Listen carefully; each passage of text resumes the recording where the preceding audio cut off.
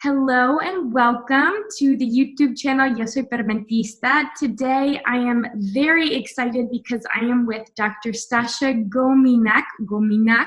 She is a neurologist based out of Texas. She actually speaks Spanish, which is amazing. Although today we are going to be talking, especially at the beginning, in English with subtitles in Spanish.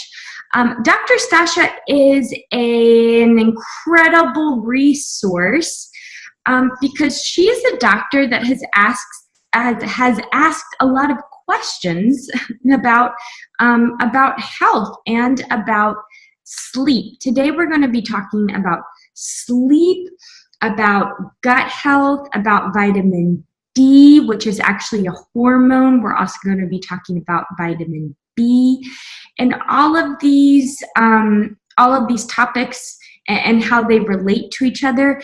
It's really fascinating because most people that are talking about chronic disease talk about the things that affect chronic disease when we are awake. But I have heard very few people speak about, sleep and its relationship to chronic disease. And something that you mention a lot, Dr. STASHA, is that sleep apnea is simply the tip of the iceberg when it comes to sleep disorders. And like having a sleep disorder affects every area of your life, every area of your sleeping and your waking life. And not sleeping well means you can't live well. It means you will develop chronic disease. You will probably die sooner. So these are very important topics to talk about. And I also think it's interesting that you tie that into gut health and the health of your microbiome. So thank you so much for your time. I'm very glad to have you here with me. I'm very honored. And maybe we can start out by having you introduce yourself, talk about your background a little bit, how you got into this, and then we'll dive into sleep. Okay. Hi, Katie, and thank you so much for inviting me. I'm thrilled to be here. I am a neurologist. I've actually retired from clinical medicine, and now I act as a sleep coach. So I really do play a different role, but I do coach individuals now. And my second job, as I see it, is to educate the rest of the clinicians about a possible way to intervene in sleep disorders and a different way to think about how sleep disorders have occurred. So I'm teaching a lot of courses and giving a lot of lectures to mostly dentists at the moment, but they're starting to get into chiropractors and naturopaths and other people who are a little more open-minded than the typical medicine doctors at the moment. Okay, great. So there's so many things to ask you. I want to first start out by defining maybe like what is sleep, why is it so important, and what are the types of sleep? Because we talk about non-REM sleep and REM sleep, and those are things that we'll discuss, as we go along in this interview. So I want to kind of define what those are, non-REM versus REM, and what in general. The first thing to say is that there are a lot of changes in the way we've seen the sleep. Up until recently, we've kind of batted around the idea that we were just resting. Mm-hmm. But there's some really important things that have happened in single cell research. So if you take out a fat cell out of a human being and you grow it in a petri dish, and then you measure what those fat cells secrete during the day versus what they secrete at night, they are doing something different at night. That means they don't even have a brain attached, but they still know what time it is. They still have a 24-hour clock. Also, we're beginning to see that single-celled organisms work on a 24-hour clock also. Mm-hmm. We know that those single cells are using their mechanisms to do things during the day, and then they're repairing things at night. So if you take it to the simplest possible study, it's still, we do stuff with our body during the day, and we repair at night. We're not just resting. It's a very active thing we're doing. And all of us who've not slept well know that we don't feel very well if we don't sleep well. Therefore, it seems quite obvious that if we shortchange ourselves, or we are shortchanged by some chemical shortage, so we don't repair completely every night, then our body starts to decline. And many of those things that happen because we don't sleep, we've named and just said, oh, that's a disease. And then we point to the organ where it's not working. But we don't step back and say, oh, that organ stopped working because it didn't repair itself correctly. It seems so logical and obvious, yet that's not the way we started to look at it until pretty recently. Now, if you say, what are we doing in sleep? We have applied these names. So we have light sleep. Most of the time we have half the night, let's say we have 8 hours, half the night in light sleep, half the night in deep sleep. Deep sleep is broken into two components: slow wave sleep, that on the Fitbits and the other things that are recording, they've just called that deep sleep, and rapid eye movement sleep, which is also called REM sleep. Based on my patients, anybody who stays in just light sleep feels pretty horrible when they wake up. They do not feel refreshed. So yes, indeed, they are asleep, but it appears that they are not getting the work done. So it's not enough to say, how's your sleep? Were you unconscious? Did you lie down and have your eyes closed? The second question is really important. How do you feel when you wake up? So if you don't feel good when you wake up after 7 to 8 hours of sleep, is it fair to say that you have a sleeping disorder? Yes. Okay, so most people have a sleeping disorder. Yes. Yeah. Most people have a sleeping disorder. That was not always the case. And one of the great things about talking about this in Mexico is that as I was looking at hundreds of sleep studies in my patients in Texas, I had a house in the Yucatan. And we would go to these little towns that really didn't even have electricity, where nobody speaks Spanish. They just speak Mayan, and the little kids are learning Spanish. And they're still living in little palapitas made of sticks with thatched roofs, and they don't have a television indoors because they don't have electricity. And those people are not wearing a CPAP device. And they actually look infinitely healthier than the people who are 25 miles away who are driving a taxi cab in the town. And that was really important because these problems can come anywhere where we move indoors, where societies are still living outdoors. So if you're still in a place where you dig in the dirt, or you have a milpa and you still plant corn, likely you are actually living outdoors. You get up when the sun comes up and you go to bed when the sun goes down, and you stay outdoors all day long. Right.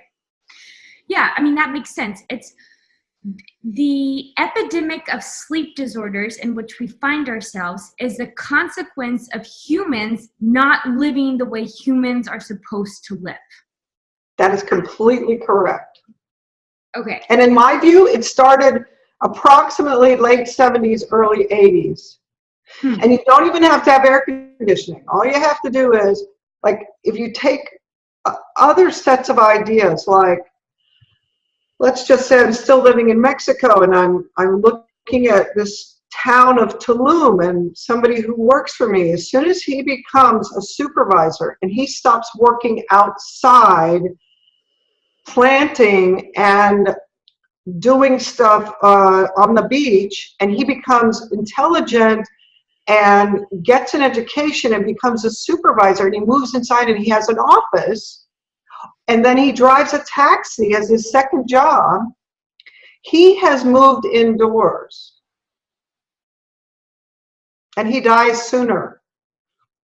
So, okay. So moving indoors means we're not going to sleep as well, meaning we have other chronic issues that manifest in all kinds of organs in all kinds of ways that maybe we don't even realize are sleep problems, but they are sleep problems. So what happens when we move indoors is that we have less exposure to the sun. So what we're talking about here is that less exposure to the sun means less production of vitamin D, which is directly related to sleep problems. So how is vitamin D related to sleep issues, and why don't more people talk about that? And also, it's not a vitamin, it's a hormone. Yeah, great question.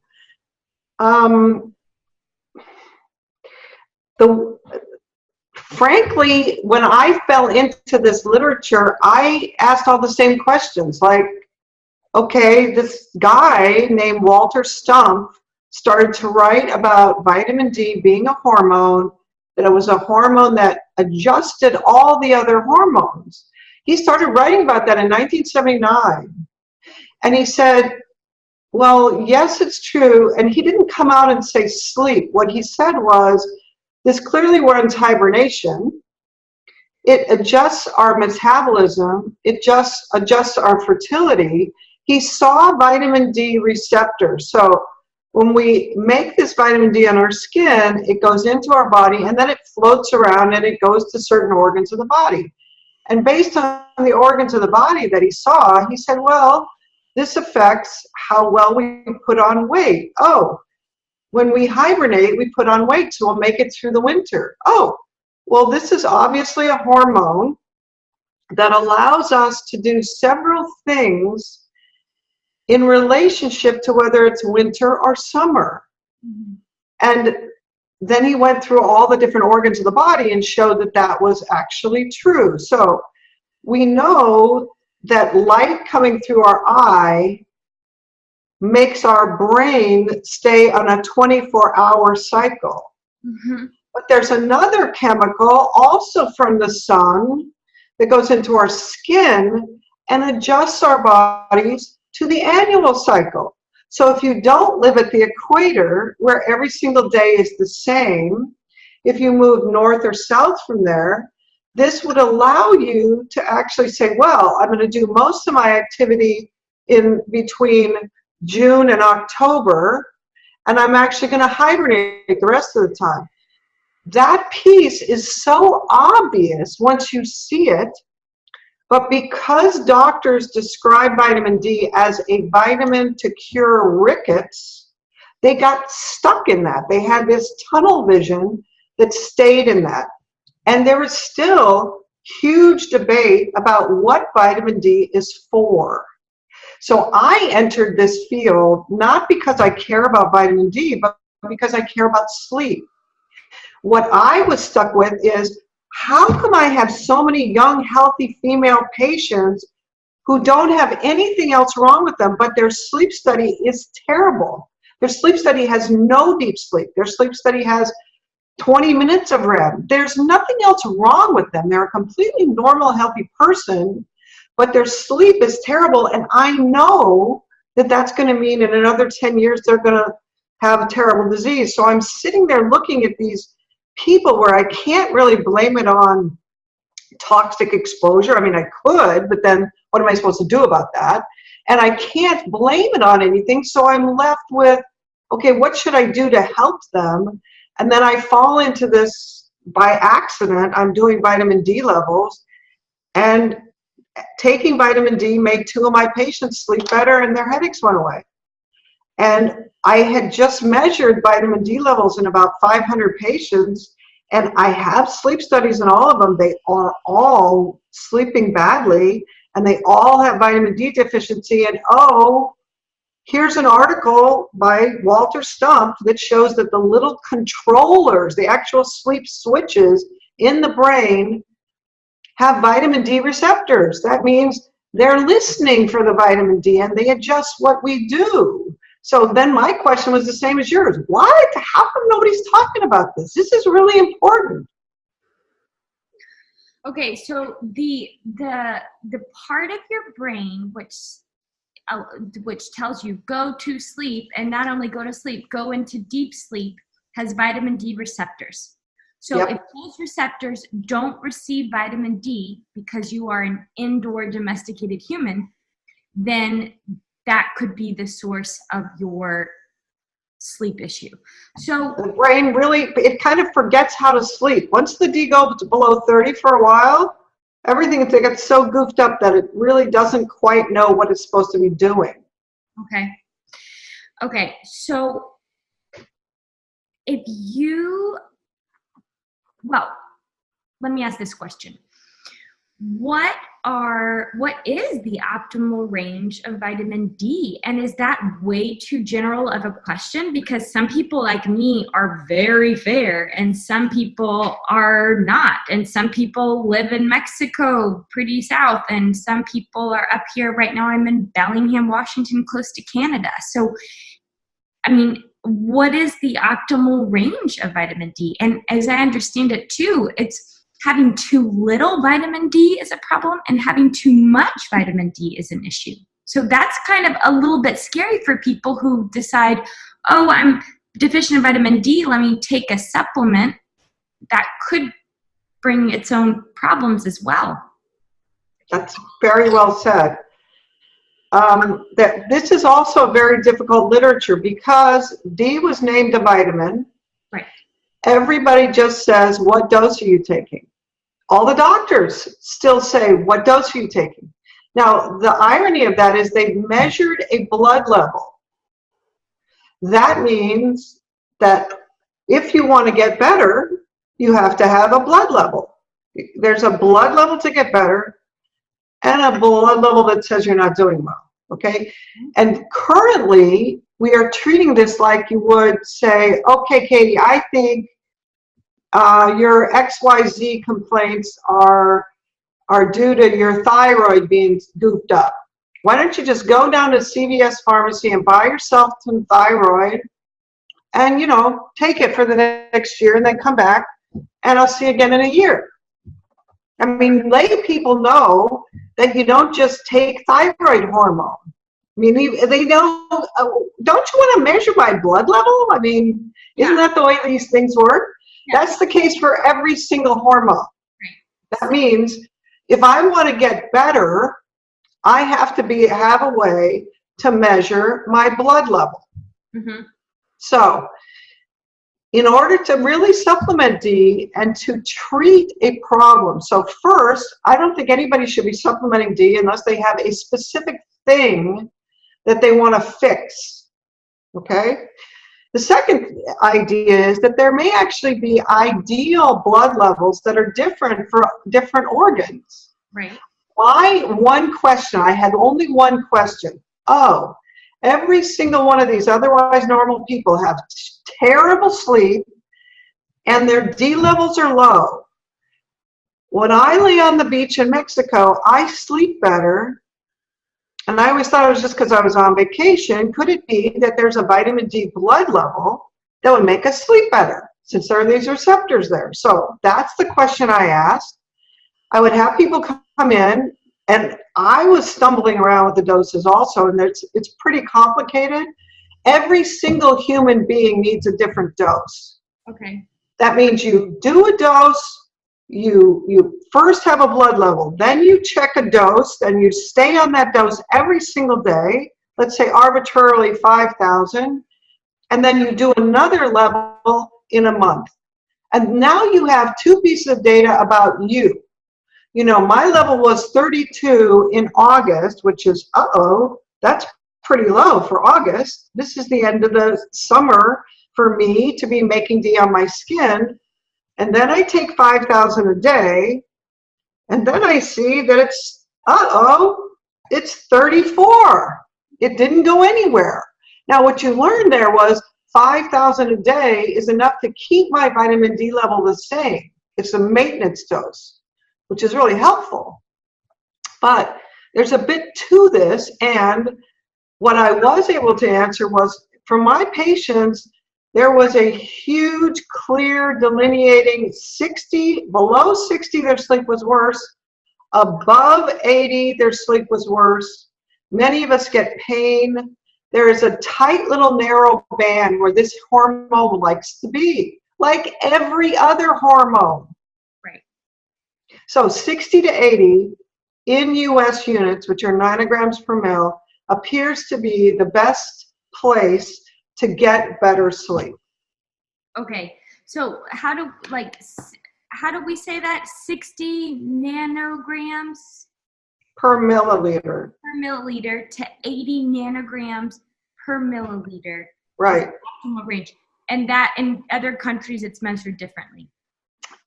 Each country is a little bit different. There are two major measurements. One of them is nanograms per mil, and truthfully, I do not know which one Mexico is using. Okay. The second one is nanomoles per liter, and Great Britain and all the other British Isles use that. So Australia, New Zealand, I think Japan uses nanograms per mil. So you do have to look at the units. I have a conversion factor on my website where it tells you how to convert between the two, but you do have to look at the units. In nanomoles per liter, the level that you want, Canada, for instance, is in nanomoles per liter. You want to be 150 to 200 if you're measuring it in Canada. I see. 150 to 200 nanomoles per liter. Correct. Okay, so another question that I have is that, okay, we know that there's this narrow range of vitamin D that we need to be in order to have optimal sleep. If we're too low, we're going to have sleep disturbances. If we're too high, we're also going to have sleep disturbances. We also know we have to obviously work with a healthcare provider because we need to be able to measure our blood levels. My question is, how often should we measure? And my other question is, there's a PhD in nutrition called Dr. Chris Masterjohn, who's really great, and he talks a lot about the work of the synergy of the fat-soluble vitamins. So I'm concerned, like, is it a problem to take vitamin D without also taking A and K2? Is our food sources like cod liver oil preferable to a D supplement? Very good questions. One, in my regimen, I always have everybody take a multivitamin. And that multivitamin is supposed to have A, E, K, etc. Now, in actual fact, I don't push a lot of vitamin K because the second piece of my protocol that we're going to talk about later is about bringing back the microbiome. And it is my view that the microbiome has been one of the major sources of vitamin K2. So I don't add that as an additional thing, even though people talk about that a lot with D, okay? So that's number one. Number two, there is a bit of an issue with the fact that we consider D to be a fat-soluble vitamin and A to be a fat-soluble vitamin, but I just told you that D was a hormone. Oh yeah, okay, you're right. But here's the problem. Biology doesn't care what humans have called these things. That means, oh, I just made vitamin D from cholesterol on my skin. Does that mean cholesterol is a hormone? Well, in some of its uses in the body, it might actually act that way. That means that our distinction between these various chemicals are very arbitrary. Okay, now we still get back to, what if I want to sleep better? How should I do this? So, one, I believe strongly you have to be able to measure your vitamin D levels. In the US, the vitamin Ds won't be done by the doctor because the doctor will just fight you. And there's a lot of detail that you have to have about getting the Ds done. But in the US, we have access to getting blood levels done ordered online directly by the patient without having to go through a doctor. That's a big improvement. The US is one of the countries where that's the easiest to do. There's a second method where you use the mail-in method, which uses grassroots health. But if you just type in, I want to do my own vitamin Ds, and you ask to be able to mail it, or if you ask for what's called a blood spot test, You can actually have somebody send you a little packet in the mail. You prick your finger, you drop a drop of blood on there, you dry it and mail it back to them, and they send you a vitamin D level. That means if you happen to live in Mexico, and if you happen to be able to get your doctor to do your D levels for you, in my protocol, you're going to need about 4 in the first year. Anybody doing it in the US, I direct them to a lab called Ulta, which is just one of many labs where you can actually do your own lab tests and get the results. And there are some details about the technique that has to be used for the D. I have all of that written in a workbook that takes you through the details of everything you'll need to do if you want to follow this. So anybody who really wants to use this technique to help their sleep, there's a bit of a learning curve. You have to learn a few things. Okay, and they can find that workbook through your website. That's correct. It's right on the front page. And it's a workbook that's designed to actually walk you through the early ideas and then take you through every single week for a whole year, prompting you as to what you're supposed to do at each one of these times. Okay, did you finish your B50? Are you still taking your B12? It reminds you to do all these little steps that are time linked, because this is the program to make your sleep better. Takes about a year, not a year to get better, but a year to learn when you get worse again, what should I do then? Okay, so we're talking about improving sleep by adjusting supplementation of vitamin D and also some of the B vitamins. But what if someone decided, I'm going to start eating fish eggs and fatty fish, and I'm going to work outside in my garden more? You know, are those tweaks that we should make before we start diving into the supplementation route? Or I guess it should be done together? Or not? Good. Very good question. The first question is really, how sick are you? Okay, so keep in mind the patients that I'm doing this with are coming to a neurologist. That means they have daily headache, they have epilepsy. They aren't just walking around outside saying, I don't have a doctor because there's nothing wrong with me. Okay, so the first assumption is these are people who are sick enough they come to a neurologist. The second assumption is when I finally start doing sleep studies, I realize all of the patients that I see that have daily headache, that have epilepsy, that have vertigo, that have Parkinson's disease, they all have a sleep disorder. So for the first time I think, well, why am I not just treating their sleep? Here I'm giving them a second epilepsy medicine, or I'm giving them these pills. Shouldn't I be doing that and making their sleep better? Okay, now here's what happened to me. I used vitamin D in these patients for 2 years, and at the end of those 2 years, we all, including me, started to do worse. We all started to have pain, and our sleep disruption came back.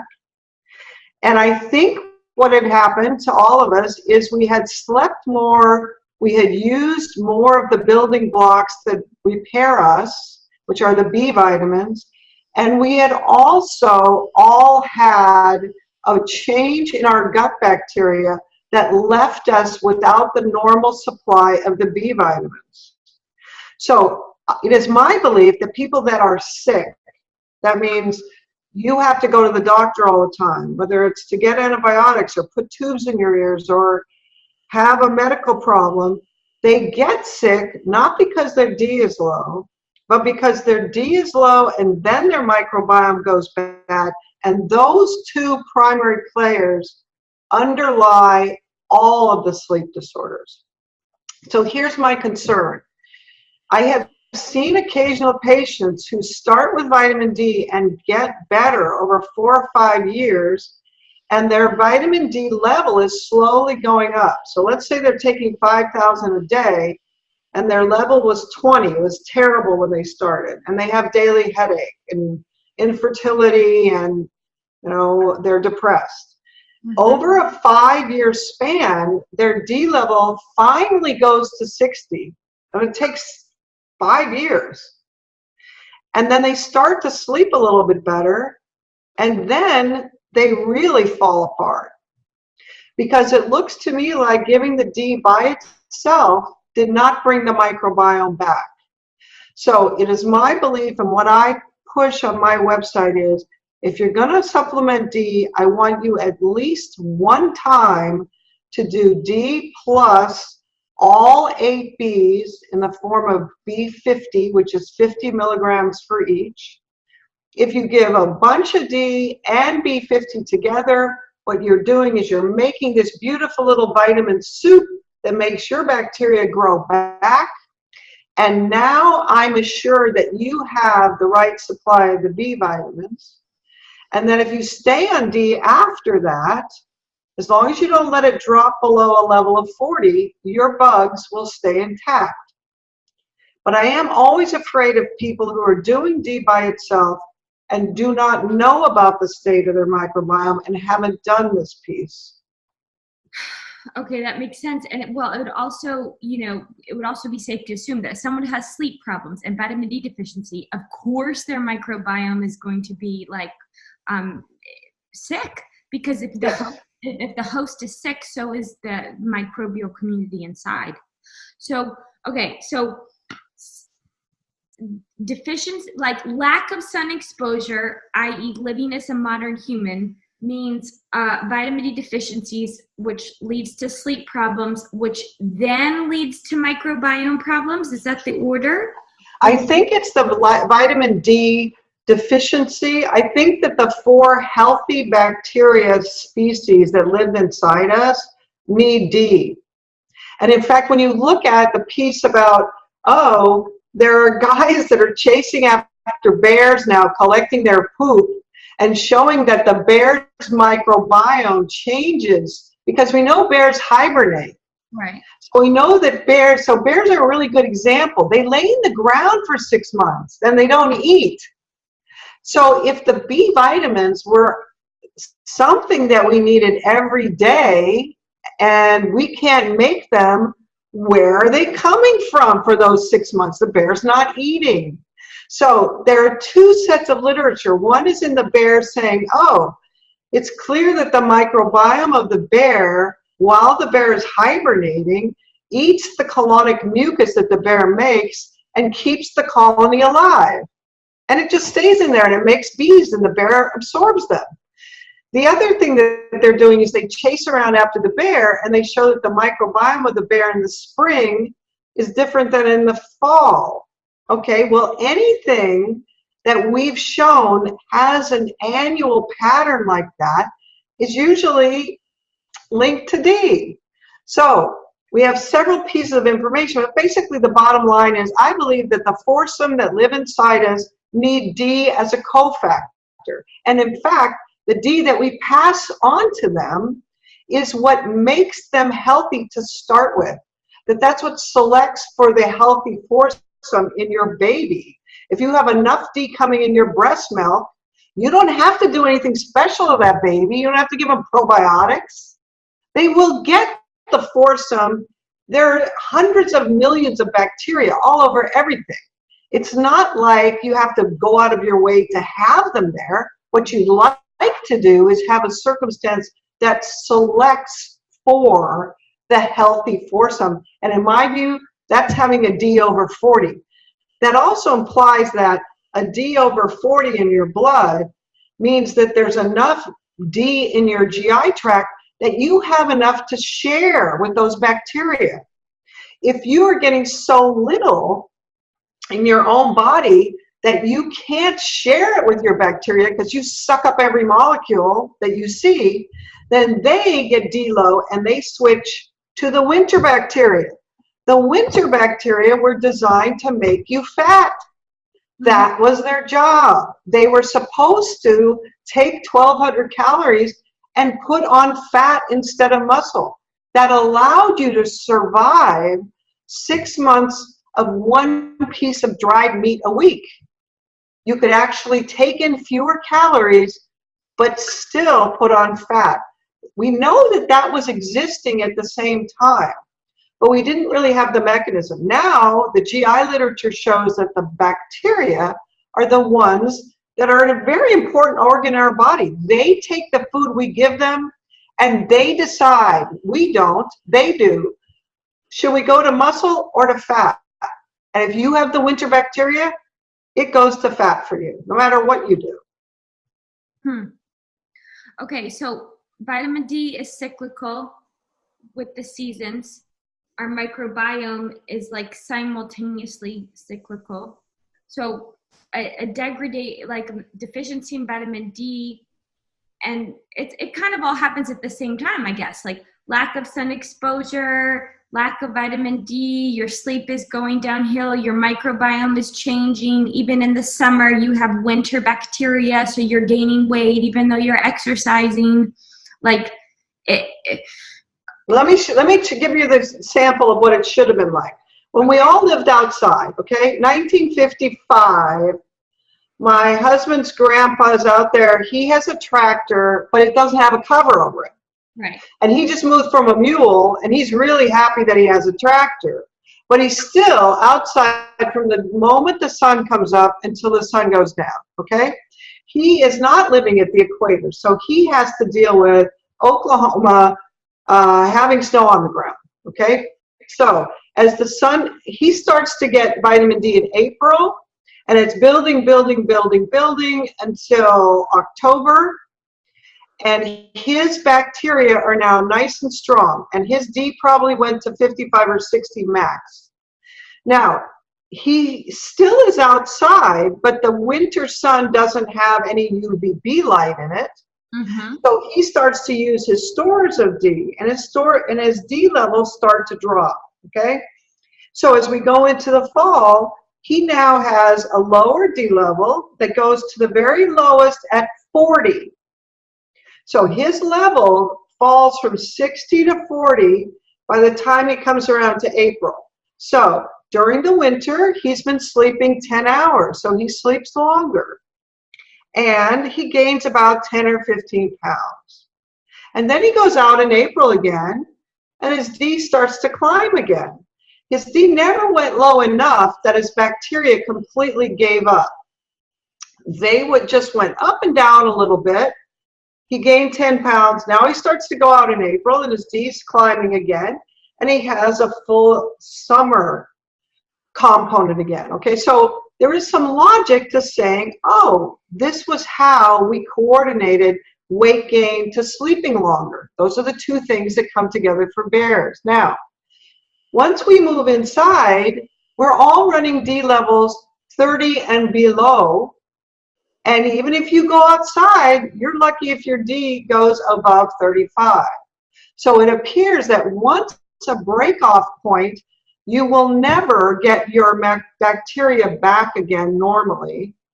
And keep in mind that that guy in 1955 is living to be 75 years old and is still picking cotton outside in 100-degree weather. Right. And feeling okay. All right. So his life is up and down like this in a gentle way.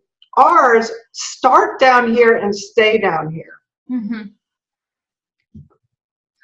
Okay, where is vitamin D stored? In the liver? Excellent question, and nobody really knows that. It's said to be stored in the liver. So if you're going to take it as a nutrient, the only really good source is the liver not cooked. So also, there are all these Inuit and Native American practices that suggest that the person who kills the animal gets a piece of, they get to eat the liver first. Right. And their belief was that makes you stronger. And in fact, that's probably the case, okay? So in the Inuits, who also are very dark-skinned and live in a very northern climate, there were huge changes in their practice of what they ate when they stopped eating raw liver and they stopped eating raw blubber. So the blubber and the liver are the two storage places for the marine animals that they eat. Now, does that mean I should take cod liver oil? Here's the problem with cod liver oil. If I tell you that every single human being needs a different amount, and until you get good at this, you can really screw yourself up. You'd really like to know what the dose is. You'd really like to know how much vitamin D is in there.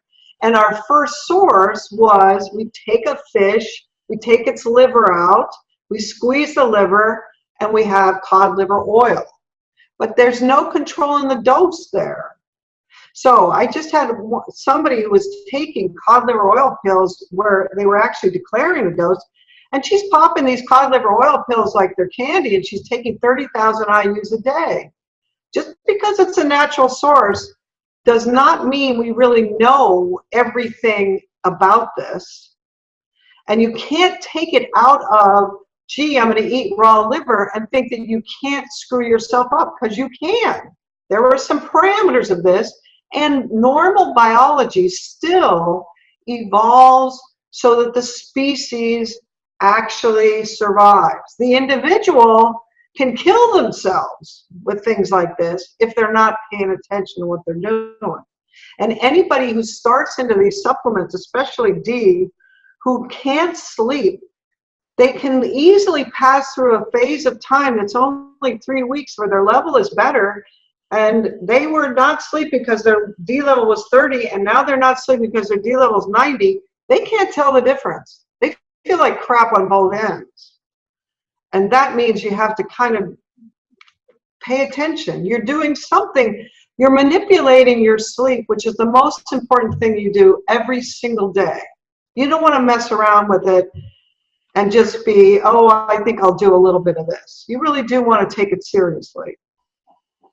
So I can imagine that woman who was popping those cod liver oil pills could very easily jump from 30 to 70 of vitamin D. But it seems like if someone took a more prudent approach and was like, you know what, I'm going to eat liver once a week, it doesn't seem like that person would jump so quickly. That's probably true. And I don't have any data to show that they would. Mm-hmm. And I'm not against eating liver at all. And it really depends on what you're trying to do with this. So if you intend to correct a sleep disorder, you have to view this as, I am manipulating all sorts of chemicals that are going to affect my sleep. That's kind of a different undertaking than saying, I would like to lead the healthiest life possible. Right. And I don't have any medical problems now. Therefore, what should I do? In that situation, I'd say, go outside, put your kids outside, stop paying attention to people that tell you to put sunscreen on everybody no matter what. Pay attention to what skin type you have, where you live. There are many things that are happening to our body when we are outdoors that we don't even understand yet. And it's not just D. There are many things that are happening to our body when sun touches us. There are all sorts of things that are happening to our sleep when light enters our eye, when sunlight goes into the eye. That means being outside, exercising outdoors. If you just want to be a healthy person, that's probably the best way to do it.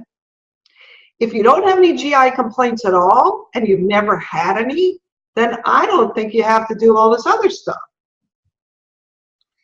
Well, that is a small percentage of modern humans. That's true. Just one moment, I have to plug my computer in. Okay.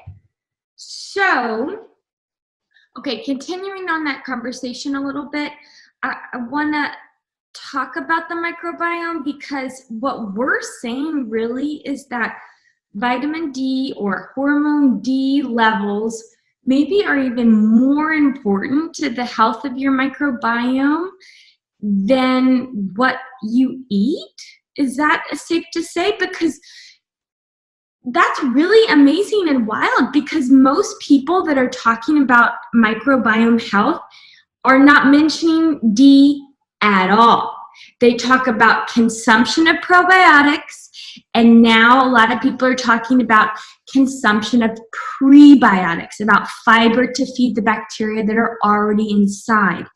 But very few people are talking, well, nobody that I know is talking about vitamin D and microbiome health. So, right. So do you think that to remedy or to restore health to a sick gut microbiome, it doesn't matter like how many probiotics we take or how many prebiotics, lovely fiber-rich foods that we eat. We simply cannot achieve restoration if our vitamin D levels are not optimal. That is my belief. And it's not 60 to 80 for the D. Okay, so here's what I've pieced together. The first thing was that Walter Stumpf originally said D is going to play a huge role in the GI tract, but that doesn't mean that it's going to select for the microbiome, okay? And nobody has actually stated that vitamin D is a bacterial growth factor. But there's a lot of literature from the early 1900s and late 1800s where they're just starting to use petri dishes to grow bacteria. And what they used was the same yeast bacteria combination that we use to make beer and bread. So you put the yeast in there, you let it grow. What you're really doing is you're having a culture of all these bacteria, and they use that liquid that has both fungus, which makes D2, and bacteria, which make 8 B vitamins, and they pour that in the petri dish, and then they grow bacteria on it. Now, over the ensuing 40 years, they say, well, that's interesting. If I boil this stuff before I put it in the petri dish, then I get these yellow slimy bacteria with the little tassels on top. But if I don't boil it, I get these yellow and white spotted guys.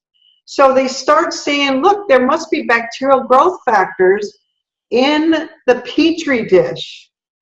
Then they take that liquid and they start to purify what's in the liquid, and they discover 8 B vitamins. These are all reported as bacterial growth factors way before the word vitamin is made up. Still, as far as I can tell, no one has said vitamin D is a bacterial growth factor. Now, here's the really interesting part. We have 200 species that live inside us. We have the DNA of all 200. But only 2%, like 4 species, have ever been grown in a petri dish. We've never actually figured out how to grow them and look at them. Could it be that we don't know what are the growth factors that they need to be able to grow them in a petri dish? So there's missing information. Now, here's what I'm stuck with. I'm giving vitamin D for 2 years. I'm thinking that the belly's going to come back because I know, because I trained in the 70s, that sleep apnea, fibromyalgia, chronic fatigue, irritable bowel all started to be reported at the same time. Irritable bowel and all these food sensitivities did not exist as an epidemic in the 1970s and before. That means that these epidemics paralleled one another. So I was expecting I get back vitamin D and everything will get fixed, and it didn't. 3 really important things didn't get fixed. The IBS did not go away. I'm taking probiotics. My patients are taking probiotics. We're trading probiotic recipes. She's telling me about her GI doctor stuff, So we're all taking them, and I'm paying $60 a month for them. But my belly is no different. The second thing that doesn't change is they don't lose weight. I know that they're fat because their D is low, but they don't lose weight. Okay, so I get to the end of the 2 years and I'm thinking, I thought this was going to fix everything, and it doesn't. And then by a series of accidents, I happened to start giving my patients this B50 stuff, 8 B vitamins in a mixture, and 3 months later, with a combination of D and 8 B vitamins, all the GI symptoms are gone. IBS is gone. I got people that have been constipated since the day they were born. We're saying, I poop every day now.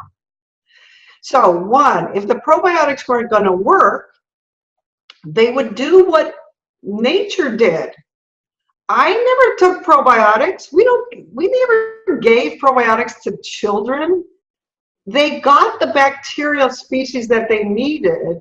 So we are the only animal on the planet that's running around eating probiotics and serving probiotics to our little kids, because the natural state was animals that lived outdoors gave D to their babies in their milk, and that D selected for the 4 healthy, and all mammals have the same foursome. They got this foursome. That foursome makes 8 chemicals that they're feeding each other. And so we steal their bees, actually. We're stealing them from the bacteria who live inside us. And in fact, we trade. We give them D, they give us bees. And that's always the way it's been. We give them D, they give us bees. They give us bees. So, okay. So the 4 that you're talking about are the 4 phyla that are most prevalent in the human gut, mainly the large intestines, but some in the small intestines. So I've heard a lot of people say that the vitamins that are produced in your large intestines are food more for your epithelial cells in the intestines rather than for the rest of your organism. Is that right? I believe that's probably true. Let me tell you what I think based on my experience with my patients. What I read when I started to do the bees was a bunch of review articles that say riboflavin. Oh, it has a colonic bacteria source and a food source. Thiamine, colonic bacteria source and a food source. Then I start giving these B vitamins, and at least one of them, B5, goes right up into your head in the dose I give it, and it makes either perfect sleep or agitation. So over a number of years, it becomes obvious to me that no, the colonic bacterial source might be helping the colon, but the major source that we're using every single minute of every day is the small intestine source. And the small intestine, we now know, has various populations that change in their characteristics if you start at the duodenum and then you end at the cecum. So as the whole thing goes along. Now, what does that mean? It means that the bacterial population in your small intestine is huge. It's like hundreds of meters long. It's a huge area, and it's static, okay? If you're going to say that these bacteria, my claim is that the only source for most of these B vitamins is supposed to be your small intestines. That's the only source, and that's the way it was supposed to be, okay? And I'll tell you why we're not being taught that, but if we assume that that's this huge organ of the body, and it does a million different things, if you say that this is a really important organ, what happens to me if I poop that out? I have to start all over again. I mean, you just pooped out an organ of your body, okay? So with that in mind, I don't think that the major source is coming from the colon, because all you have to do is get a bad bacteria and you pump out all of your colonic, everything in your colon in an hour, okay? I therefore don't think that the colon is the source of most of the B vitamins. I think it's really the small intestine that's the source. Now, the second thing is, anybody who says you're feeding your bacteria with what you eat is exactly right. So if you look back into the literature about where did we get this idea that B vitamins came from the food? Well, there are at least 2 ways. One, if you stop being so compulsive on washing your food all the time, and back in home ec, we were taught not to take off the skin of the vegetables because that's where all the vitamins were, it's very likely that the vitamins are being produced by the bacteria that are on the surface of the vegetable, okay? And the people who are growing their own food are not washing it 3 times. They go in there and they wash it off a little bit, okay? So, 1, the vegetables may actually be the source of some vitamins, but it may also be bacteria that live on the surface or inside of them. The second issue is the original articles about vitamin deficiency states were 2 sets of articles. One of them was out of the south of the US in the 1930s when there were kids in orphanages who were fed corn gruel, and that's all for like the whole year. And they got pellagra that has various physical characteristics, and they showed if you gave them back meat and vegetables that those deficiency states would go away. There's another one that was happening in the same time frame called beriberi that was out of the Bataan Death March and all the Japanese prisoner of war camps, where they had certain physical characteristics. And what was difficult about that, the same thing, they had a carbohydrate source. This one was rice.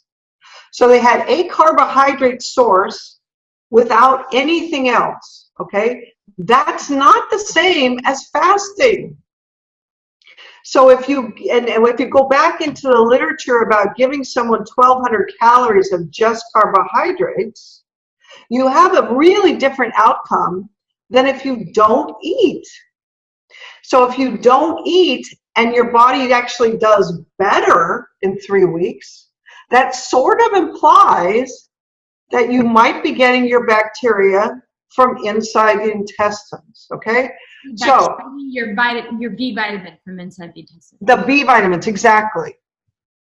So, and it's a little more complicated than that, because the intestinal contents, the small intestinal contents, I believe, are also responsible for the absorption of the small charged ions. They do something that has to do with our absorption of iodine, iron, copper, zinc. And I say that because a lot of my patients who were getting iron infusions and their hematologist was saying you just can't absorb iron, the D did nothing for that. But about 6 months after they got their microbiome back, boom, all of a sudden they won't let them take their iron infusion because their iron absorption is going up. So those 2 pieces are not things that I've seen elsewhere. There's one other group that has a beautiful paper using the DNA of the microbiome that we know exists inside normal humans, and using the DNA that they have, saying, can this foursome make thiamine? Can this foursome make riboflavin? And they come to the same conclusion. This 4-pack hangs out in the bellies of mammals because they're feeding each other 8 chemicals. They don't know we exist. They aren't doing it for us. They are a commensal or a synergistic or a symbiotic foursome that feeds each other these B vitamins. And then we just went, oh, well, we don't need to make them. We'll just take theirs. Okay, so but what you were saying earlier about not washing your vegetables like super well and having the microbial community on those veggies be a source of B vitamins, I've heard a lot of vegans use that as an excuse or a reason not to supplement, particularly with B12, and think that that's enough. But veganism, that doesn't seem like a smart idea, to depend on slightly washed vegetables as your B source. And unfortunately, veganism is very, very old in India, where they live outside. So the problem might be that we take things that we learned before we moved indoors, And we pick them up and we put them in someone who now doesn't really have the same microbiome that they used to have, and they don't know that, and it's because their D is low. So much of the vitamin literature before the 1980s is studying people who, as far as I can tell, had a normal microbiome. And we are just beginning to understand this incredible role that the microbiome plays that I personally wasn't knowledgeable about, but the amount of GI literature about that is just mind-boggling. You know, there's all sorts of stuff about what D does to the GI tract. The only piece they aren't talking about quite yet, and it does exist in the bacterial literature, so there's a few things where you, if you can search it the right way, will actually have looked at whether or not D is being used by bacteria as a growth factor. But it's really old, and it doesn't overlap into the human literature very much. So veganism has a lot of their general precepts based in cultures that lived outdoors.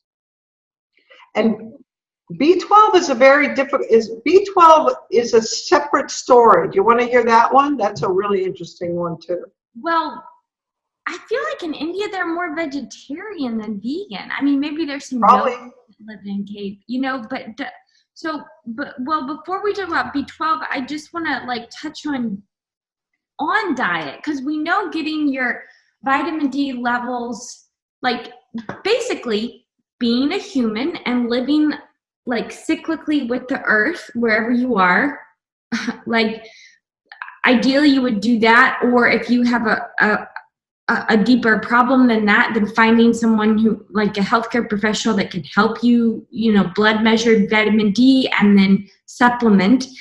But that, of course, that is going to directly help the restoration of your microbiome, but diet is also a key. So do you instruct your patients on changing to a certain diet? Is there a certain diet that you think is better than other diets? No, just because I don't feel that I'm an expert in that area.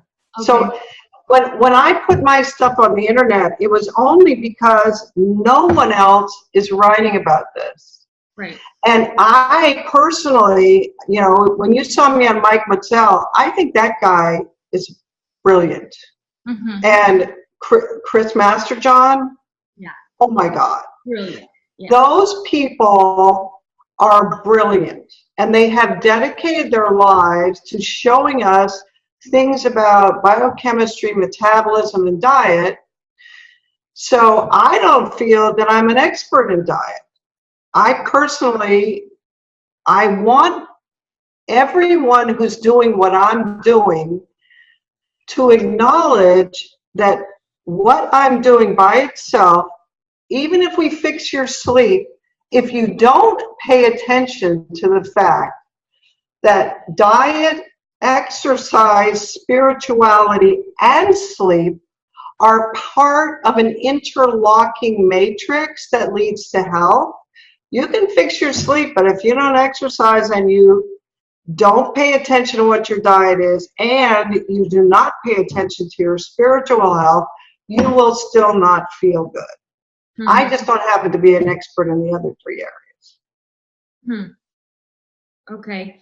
But it does seem important that, like, the further away we live from the equator, the more maybe liver should be in our diet, or fatty fish, or, I mean, I'm just thinking right now I'm in Washington State where they eat salmon and salmon eggs, and that has vitamin D. So it's so cloudy here for so many months, but people are getting dietary sources of hormone D. I keep calling it a vitamin.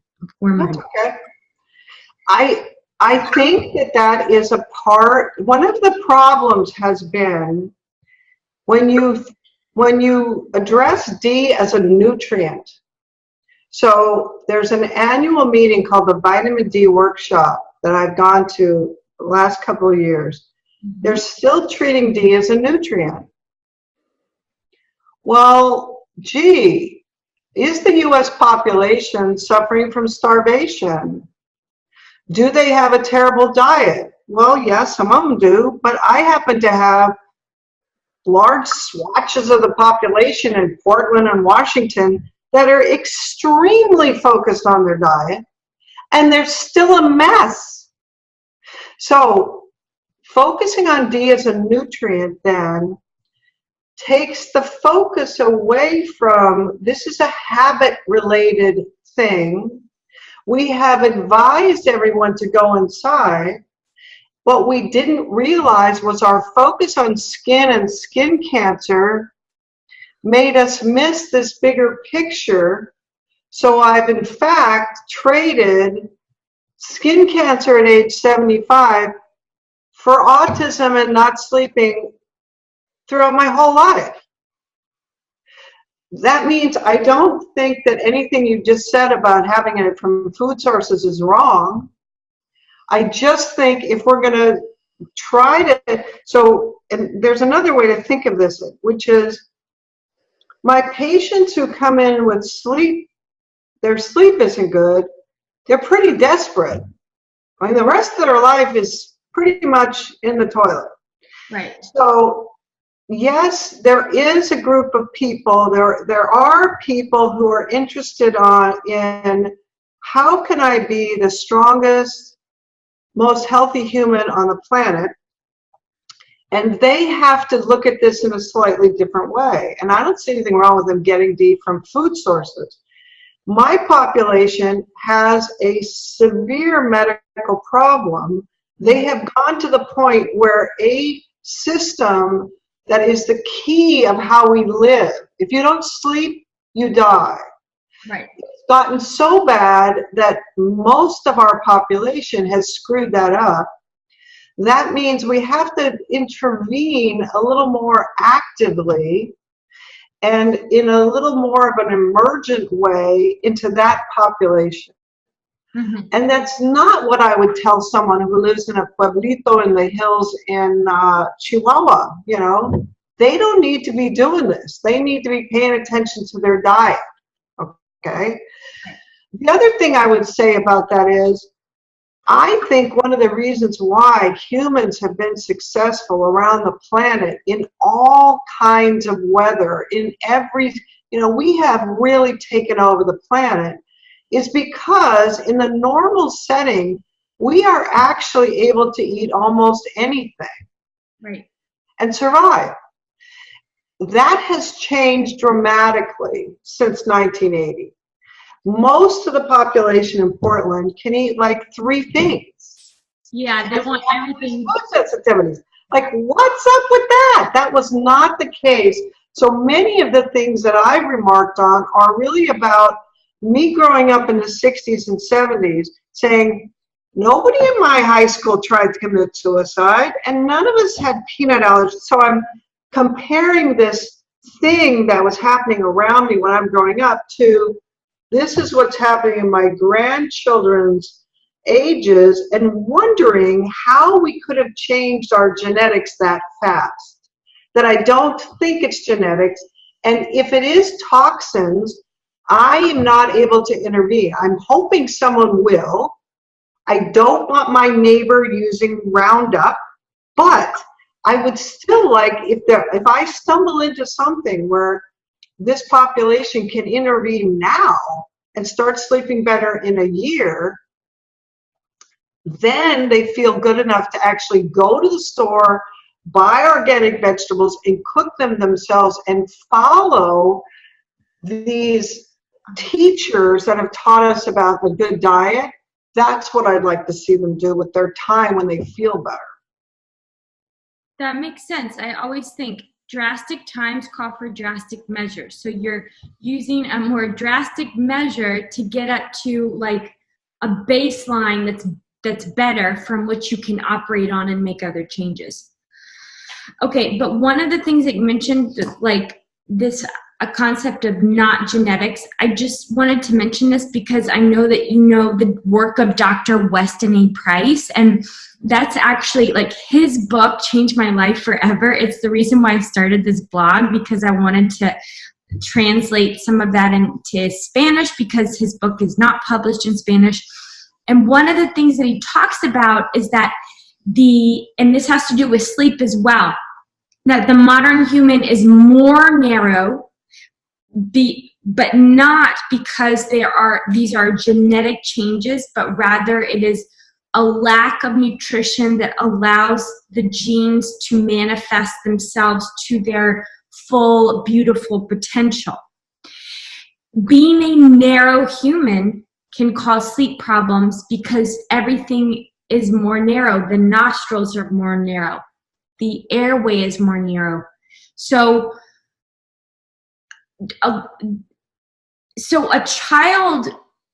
could a child be born as this narrow human and still live outside and still have sleep problems because they're too narrow, because their mom didn't eat liver when she was pregnant? That's great. I love this. Okay, so starting 3 years ago, I started to lecture to the dentists, okay?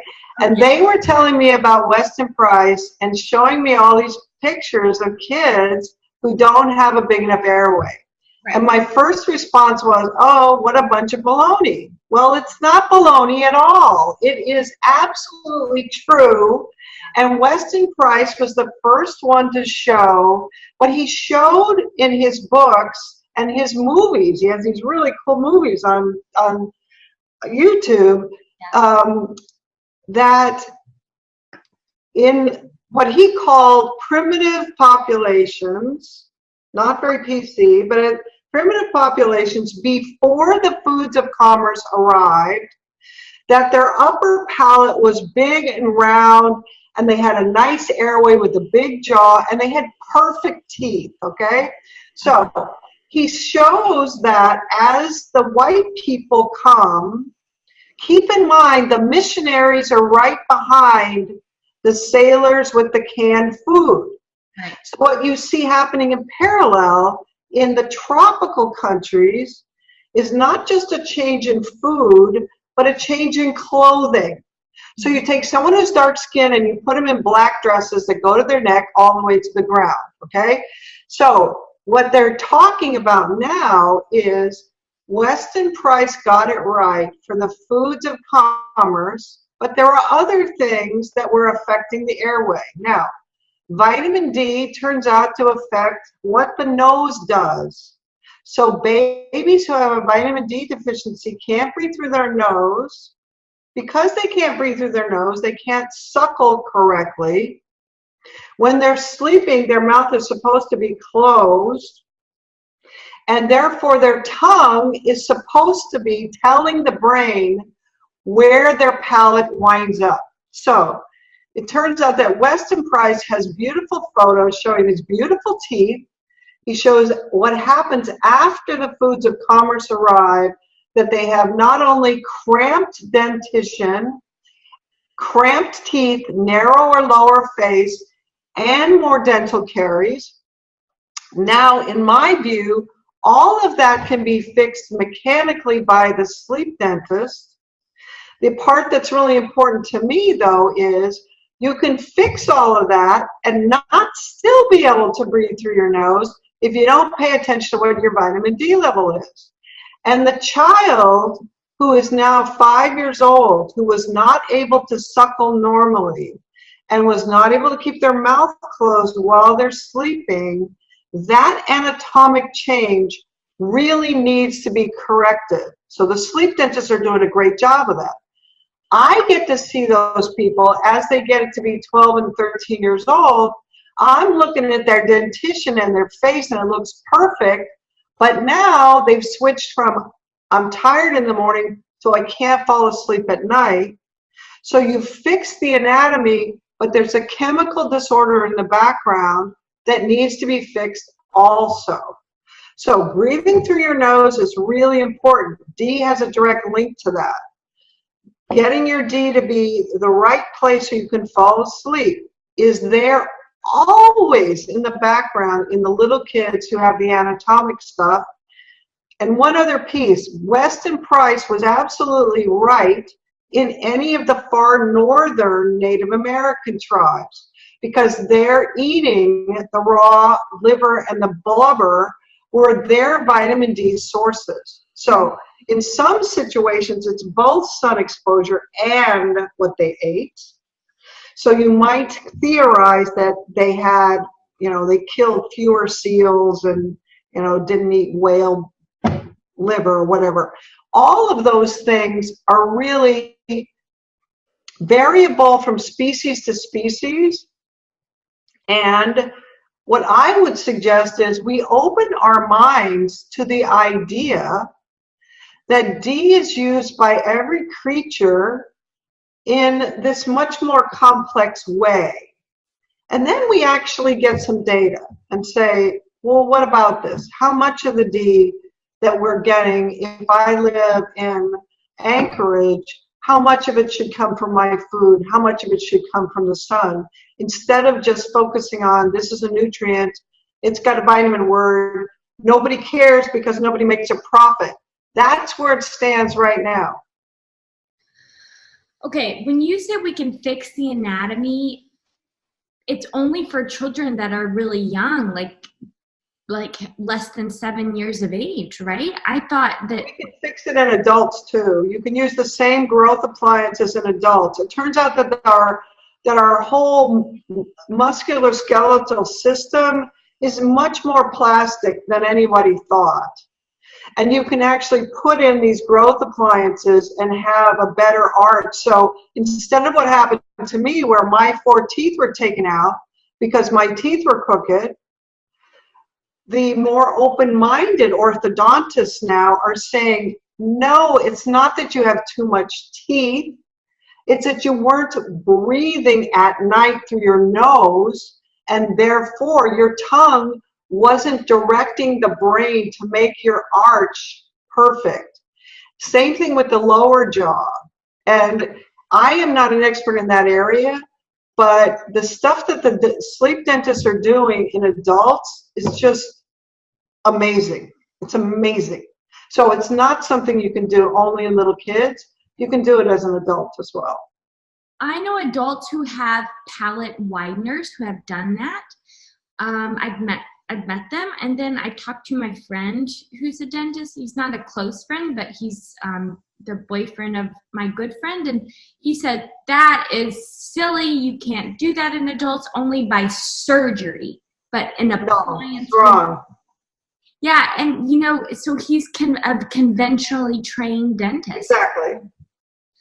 Man, it is hard it's hard because not everybody has access to a dentist that understands what we're talking about. So, that goes for across the board for all types of doctors, but you might get ridiculed by your dentist if you suggest that it's possible to widen your palate as an adult. Yes. And this is a big conflict area in dentistry. The other really important part is if you have braces on and you still can't breathe through your nose, and you still have a sleep disorder, the thing that makes your mouth and your palate and your jaw be able to move during the night is being correctly paralyzed in sleep. Because we make our modifications, we grow our body, we go to sleep and we remake our face to look like us. We don't think of it that way, but in actual fact, to stay looking the same way, we actually do all these things to our face, to our body, that keeps it looking exactly the same. Mm-hmm.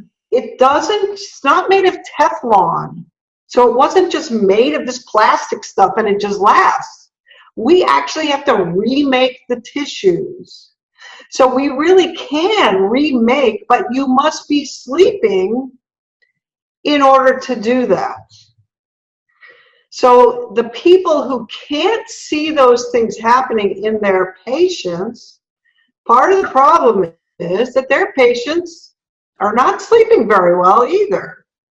So you won't see things move as well. That's something that the dentists who do these growth appliances are seeing now, that they see this response, and then they add this DB50 stuff, and then everything happens faster. Plus the microbiome of the mouth plays a role in all this too. Okay, man, that's wild. So when we're talking about mouth breathing, one of the things that high intensity health talks about a lot as a channel is mouth taping. So taping your mouth as a child or as an adult to kind of to definitely force yourself to breathe through your nose. Is that something that you do or that you recommend? I've actually done that, and I used one of those, those little cleaners that you use when you want to get cat hair off of stuff that have the sticky tape on it? Yeah. That worked great. And it's about this big. And it really does work. And frankly, I have to wonder whether or not we go through the same thing as we get old. Because most people, as they get old, start to have sleep disorders. They they start to snore. They probably become mouth breathers again. And probably some of the changes that we see in what we think looks old, and what happens to the lower jaw, has to do with that. And we just think, oh, old people, their teeth fall out. No. Old people, their D goes low, their microbiome goes bad, and then their teeth fall out. Oh, man. Oh, my gosh. That means it happens at the beginning of the life and the end of the life. And in my view, one of the reasons why we let this sneak up on us is, and I really feel like the only reason why I have a website, I'm not someone who desires to change the world, okay? I would have been very happy to flip houses, do the plumbing, my husband does the electrical, I love where I live, and I enjoy that, okay? The only reason why I have a website is this information is so important. We missed this. It's not the only important thing about sleep. There are 100 other things, but we missed this core thing that's right in the middle. And all the diseases that come from it are very old diseases. They didn't all of a sudden show up like Zika or AIDS, where people say, I've never seen anything like that. It's all the same old diseases. Heart failure, autoimmune disease, Bell's palsy, whatever it is that shows up, is just showing up in much, much younger age groups. But it's the same old disease. So nobody's really stepped back and said, why are all these old people diseases showing up in 12-year-olds? Why is polymyalgia rheumatica, that used to be a above 60-year-old disease, showing up in 20-year-olds? That's what fibromyalgia is. It's exactly the same thing.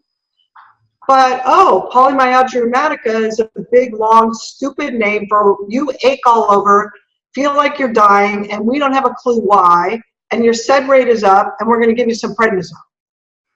And the exact same thing in a 22-year-old, it's fibromyalgia. And we still don't know, we don't have a clue in either person, except it's D microbiome all the way in both age groups.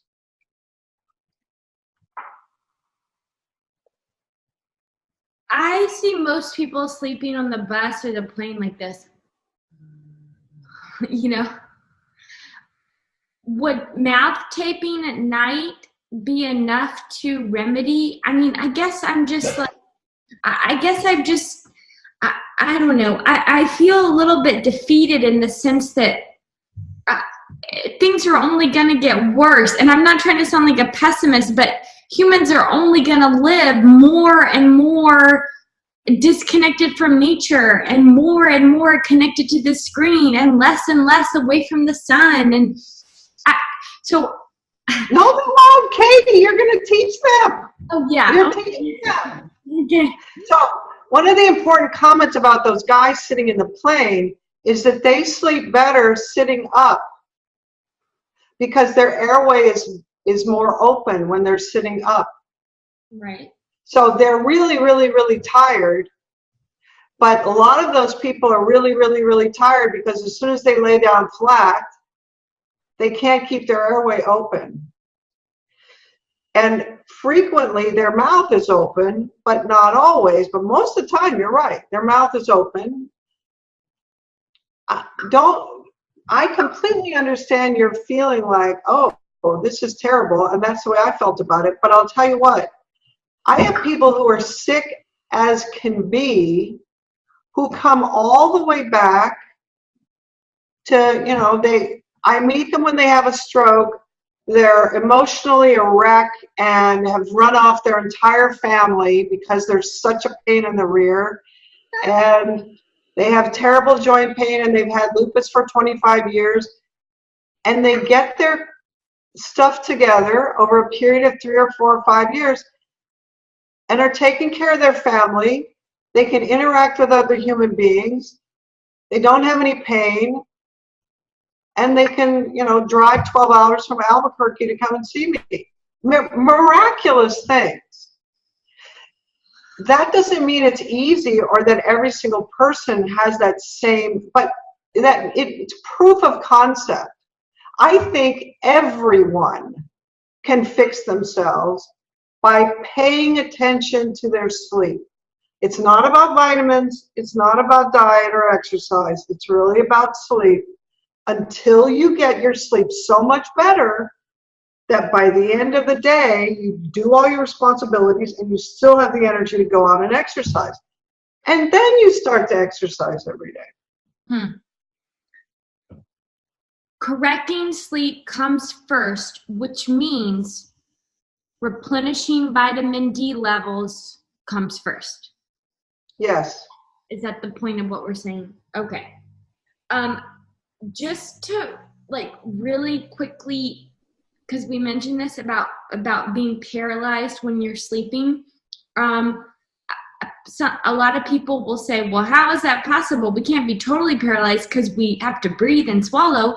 And also because a lot of people, I'm thinking about my niece, she sleeps crazy. She lays on top of me, then she'll kick me around. I only slept with her once, and I told my sister, I am never sleeping with her again. I can't sleep. So that's concerning because we shouldn't move around like that when we sleep. And I think a lot of people think it's funny, I just, I'm a crazy sleeper. Yeah. Well, until we give you something else some other way to think about it, you won't know. And because what we're seeing is we're chipping away at your niece's potential over years and years.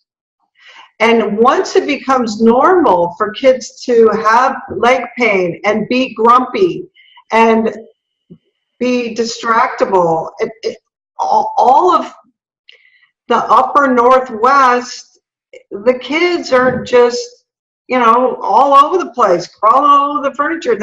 That's what it's like. That's the new normal. Mm-hmm. Until we say it's really not normal for your niece to do that. And actually, in the past, the kids would fall asleep at 8 p.m., sleep quietly, and then wake up at 6 in a good mood and not be distractible. Until you state that that was really normal, your parents will not know to head that way. And I do have clients who say, I'm kind of creeped out because I'm next to my kid now and he doesn't even make any noise. I have to get down there and listen to see if he's breathing because he's not moving. And I've been sleeping next to him to soccer practice for the last 3 years And now he just sleeps really quietly. And I was like, is he dead? No, I can hear him breathing. So the hard part is knowing what the normal is. But yeah, I said the same thing. How can we get paralyzed? That's a dangerous thing. That means this was originally designed to get paralyzed so perfectly. And keep in mind, every single animal does this.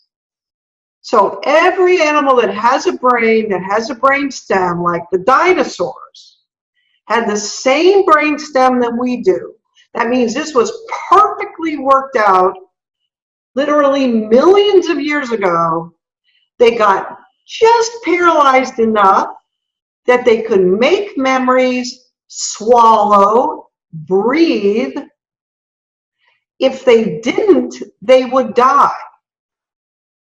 And that means for the entire population of the globe to all of a sudden, over 40-year span, stop being paralyzed correctly, this is a very serious epidemic.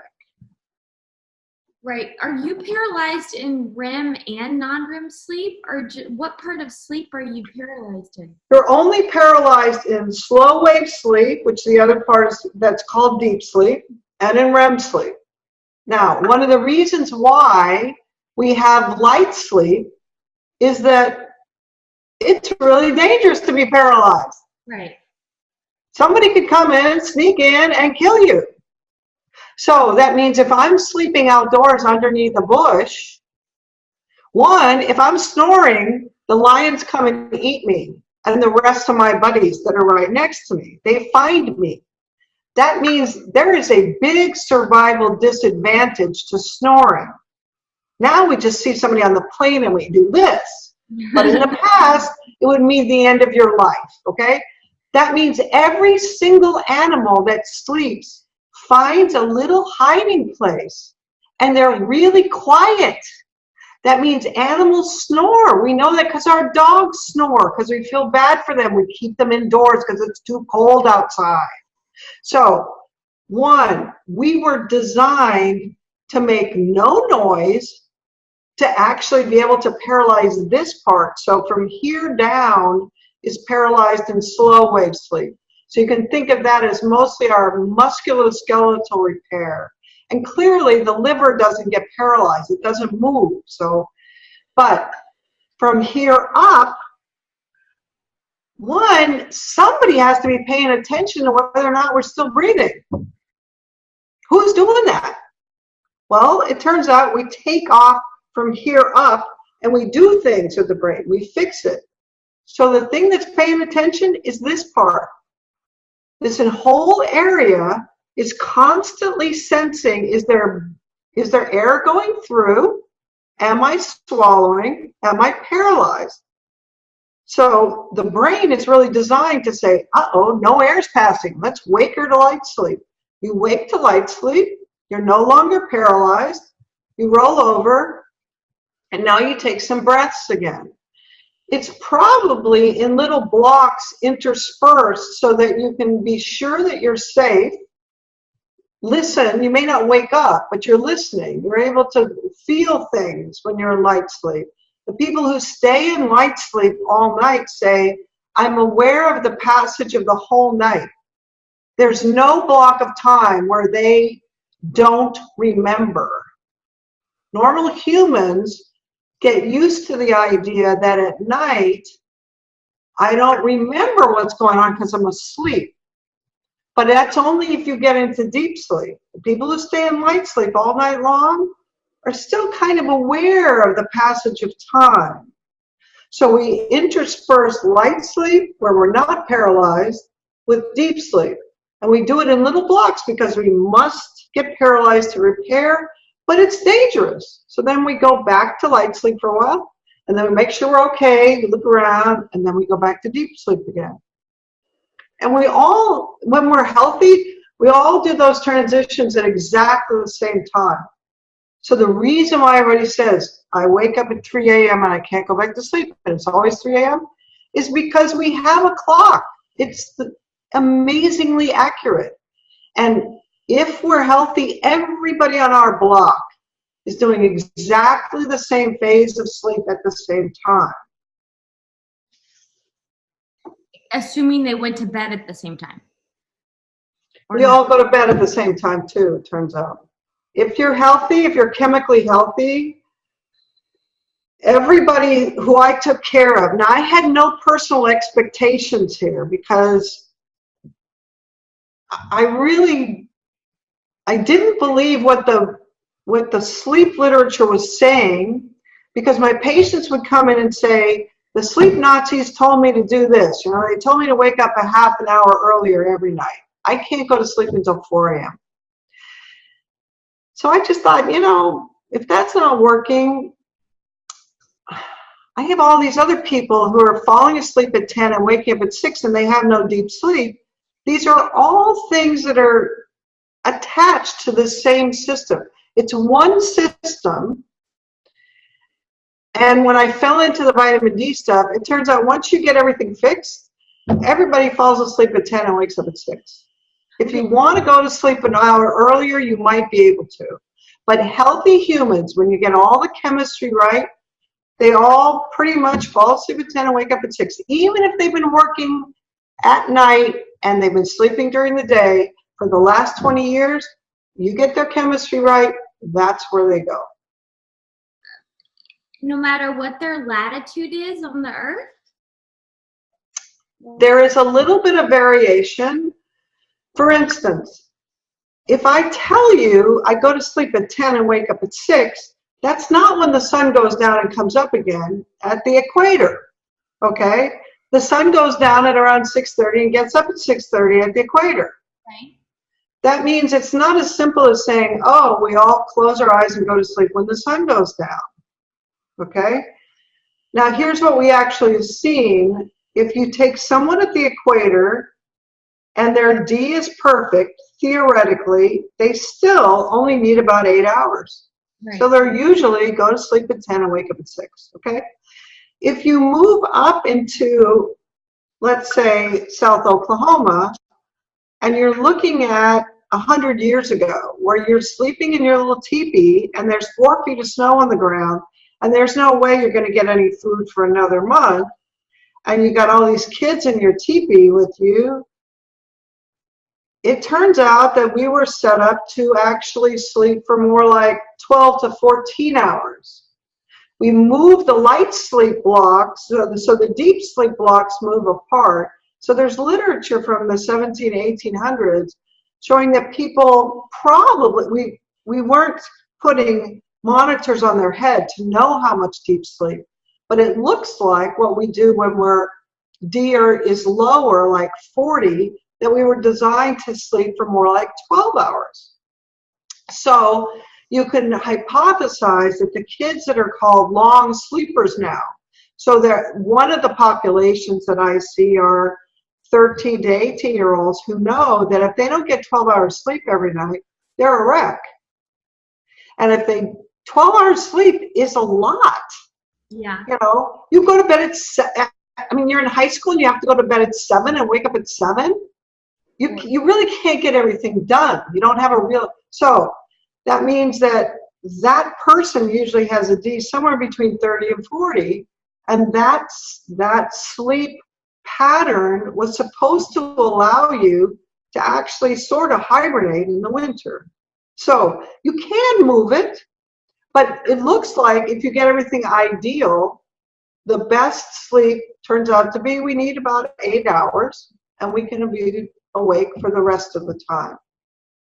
Is it possible for night shift workers to be healthy? And what about people in Spain that eat dinner at 11 p.m.? One, it is not possible for night shift workers to be healthy. Okay. Absolutely, because if I work with them and we get their chemistry right, they find a little closet somewhere and they fall asleep because they can't help it. Humans are not designed to be awake at night. We don't have the right eyes for that. We are daytime hunters. We were never meant to be awake at night. If you look back at the Roman legions, they took 3 shifts at night. because it's really not realistic for them to stay up all night. Now, the Spaniards are doing something that's very adapted to where they live, which is it's hot as hell during the day, and they used to go home after lunch and take a 2-hour siesta. So you can, in fact, adapt humans to living in a very hot place where it's completely unrealistic to try to do anything in the middle of the day. And you try to move most of the stuff you're doing to when the sun has gone down. And frankly, most of the Mediterranean countries have adapted to that lifestyle. But they also live outside. So one of the reasons I think that the Italians and the Spaniards who live around the Mediterranean live to be as old as they are is because of what they grow outside. They have their own garden, they are more attached, but they also socialize and live outside more because of the climate they're in. Okay. I mean, not so much anymore, but traditionally, yes. Exactly. And what you'll see in any country where they change the traditional, for instance, even in Africa, where you can say, look, these people have a perfect skin color for where they live on the planet. If I then say, you know, I'm an educated upper echelon, went to college, I'm a doctor who's an African, and I associate that to having a large house and a big veranda, and I don't squat out in the earth anymore next to my little hut and socialize, you find those people are getting fat and getting sleep apnea and taking antihypertensives. It's not just habit like putting on sunscreen. It's really adopting a habit of, if I'm wealthy, I have a huge house, and now we all live indoors more. Okay. That makes sense. Another comment is that one of the things that Dr. Price talked about was the importance of preconception nutrition. So of mother and father eating certain foods before conception, which is totally foreign to most modern people because we're used to not thinking, like we conceive the child and then the mom's like, oh, I should take this vitamin. But what I'm hearing is that that's not even enough. It's like, it's not just preconception nutrition. It's preconception, make sure mom and dad have optimal vitamin D levels and are spending time outside. Vitamin D is a direct, not involving the microbiome. Vitamin D is directly affecting fertility in both men and women. And we now have a direct hormonal link. So vitamin D has receptors in the ovaries and the fallopian tube. Now there's an anti-malarian factor that's the intermediary. When your D is low, you're not supposed to have babies because there is no food. The D always comes with the food.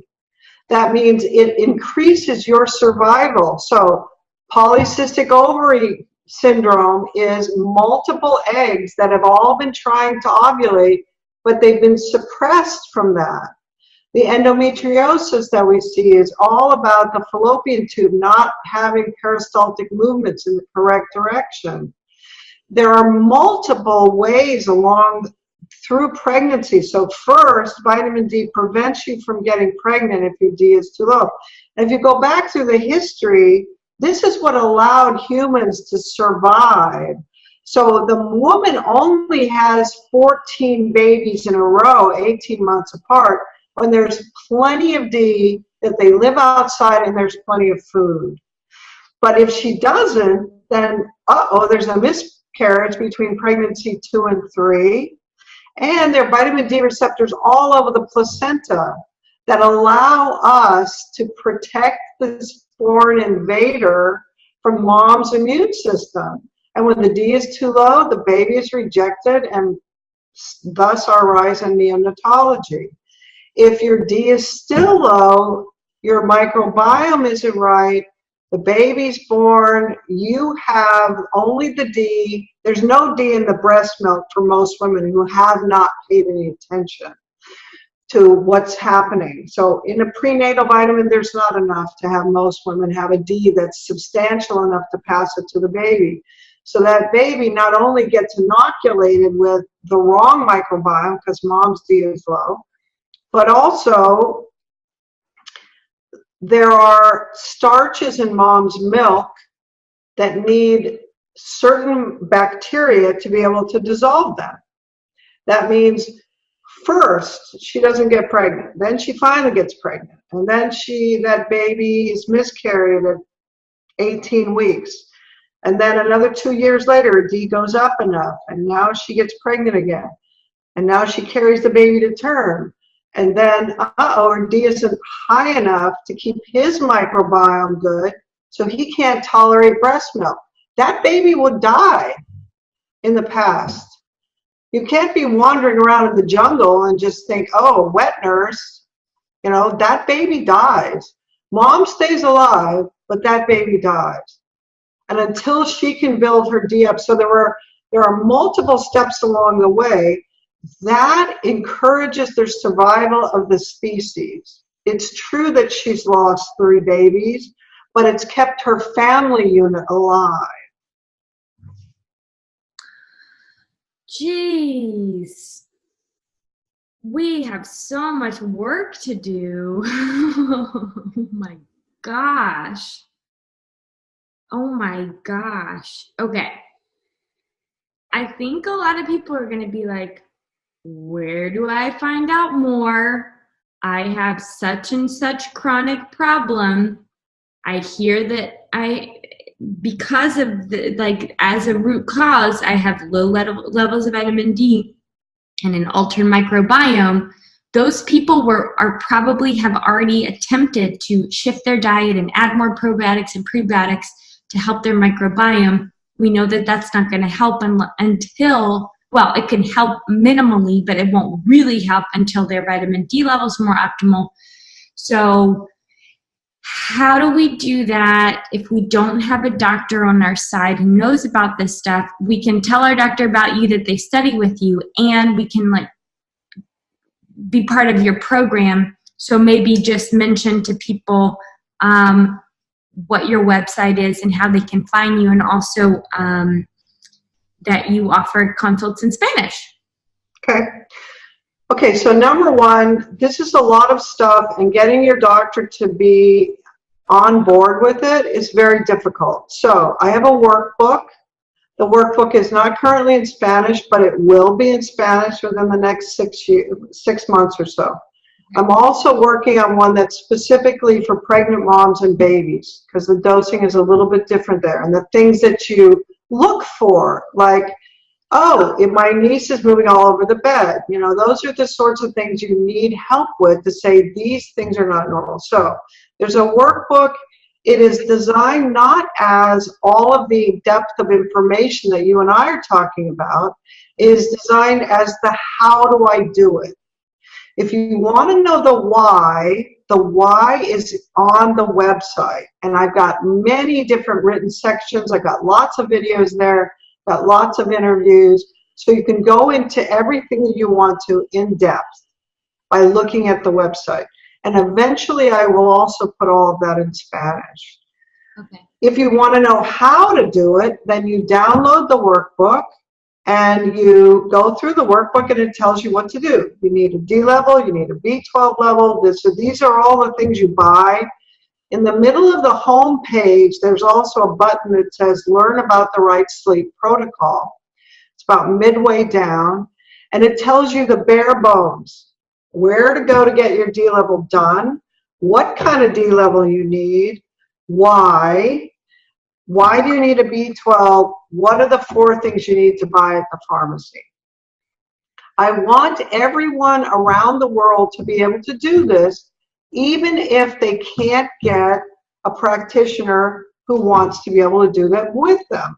Because most of us practitioners do not know jack about vitamin D, and we're just not interested.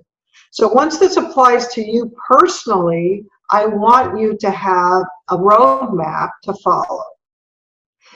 One of the difficulties is getting vitamin D levels done, but anybody who lives in any country in the world can actually request online from www.grassrootshealth.net, which I have those references on the website.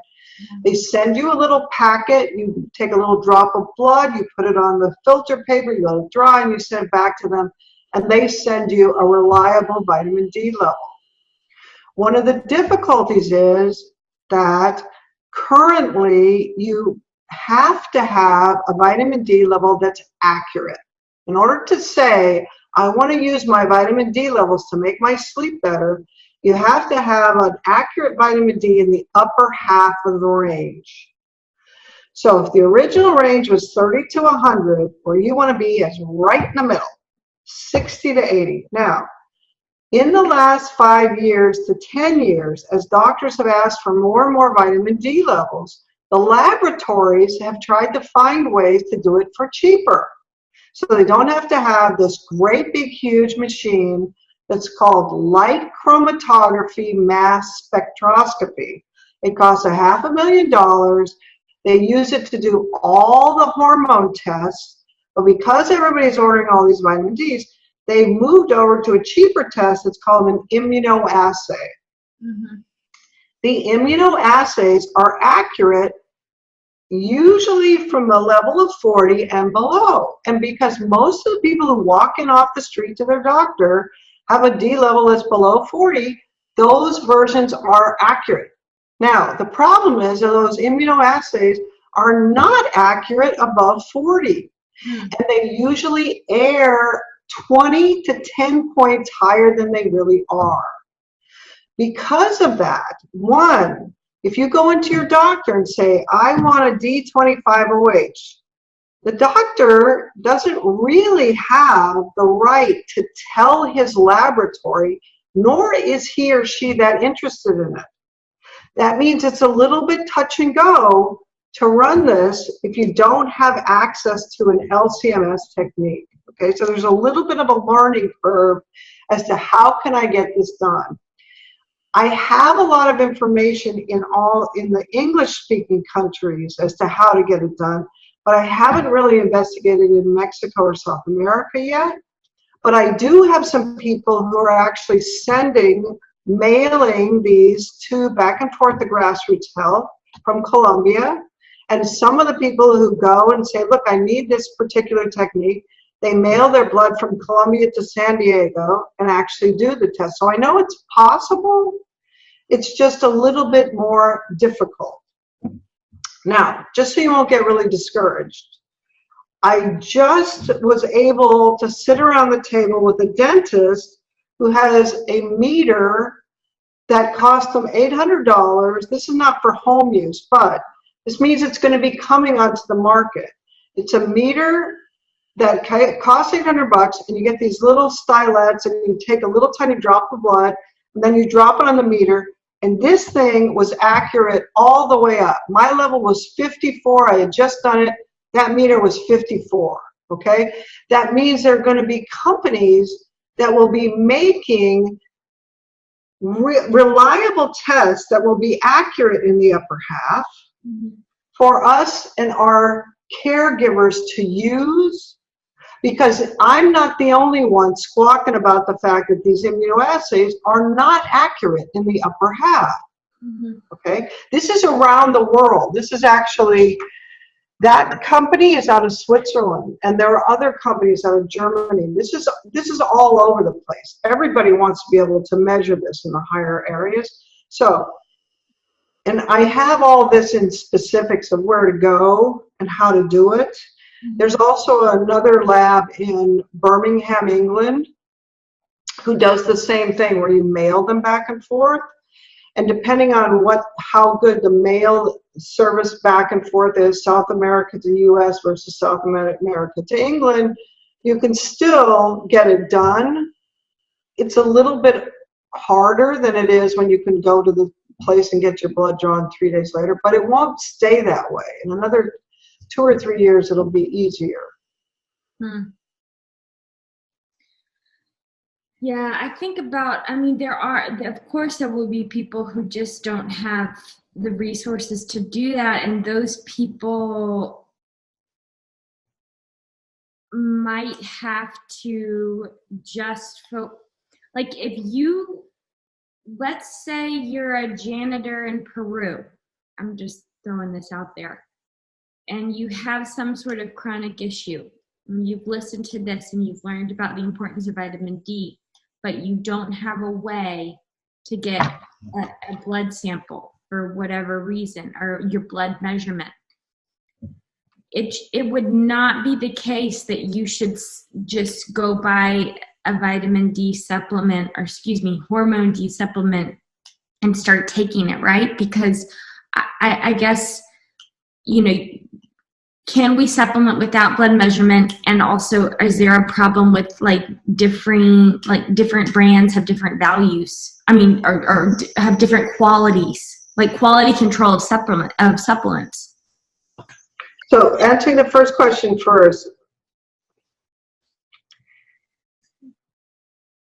it really turns out that that janitor in Peru, okay, let's take him back to when he's still living outside, and let's say he's 70 years old. Mm-hmm. And he goes to his shaman, and he says, I have this, this, this, and this, okay?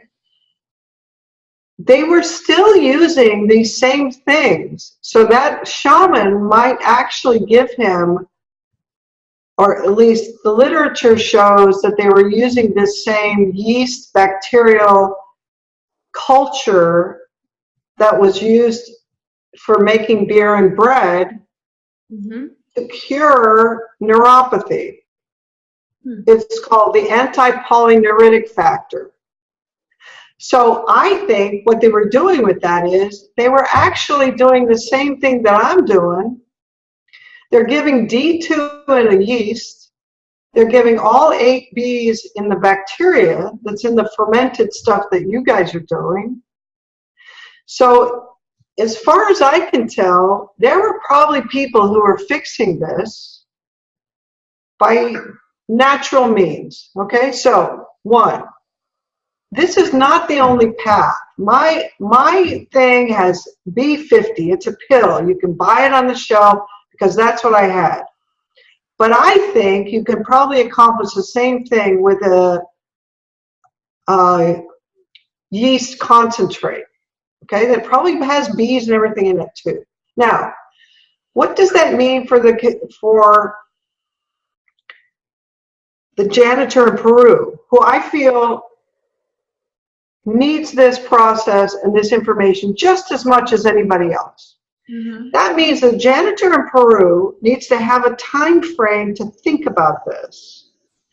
He needs to have something to watch. He needs to watch his sleep, know that D is related to it, maybe take D by itself for a while, see what happens, add an additional source of Bs, and keep in mind that it has to be a large source.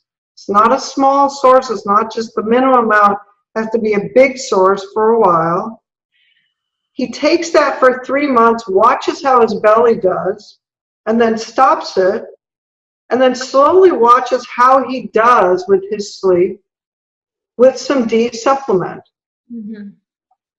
The problem is it can be really long before he gets better, depending on what age he is and what elevation he lives at. So I don't really mean to say that nobody on the planet can convert this, because I think multiple other approaches to natural medicine were doing exactly the same thing. They didn't say it perhaps in the same way, but the concepts in the background are probably similar. On the other hand, most of the people who are going to be watching these videos are people who are relatively well-educated, city dwellers, who are not going to be going to see a shaman. They're going to be using routine Western medicine. Unfortunately, I don't think Western medicine has gotten their head around this piece yet. The reason why I'm here with you is that I think, frankly, the fermented food people are really thinking down the right path. That's not the way I entered it, but when I look back on it, I think, oh, this is actually supplying that same mix of D and B's that I'm suggesting you buy at the store. Okay? So we're at the very beginning. The important points to take away are, you better be careful with D because it's linked to your sleep. That means you watch for an attachment between the two. And you better be careful about those B vitamins that we've told you are not important and that you can't hurt yourself with them, because they can absolutely hurt you and they are directly involved in your sleep.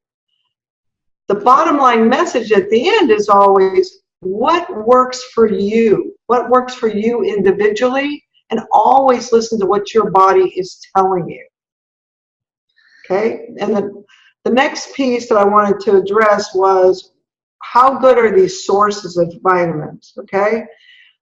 I went into this giving people who are already taking 4 to 6 pills. Okay? I've got people who are embracing Western medicine. They're on a bunch of pills.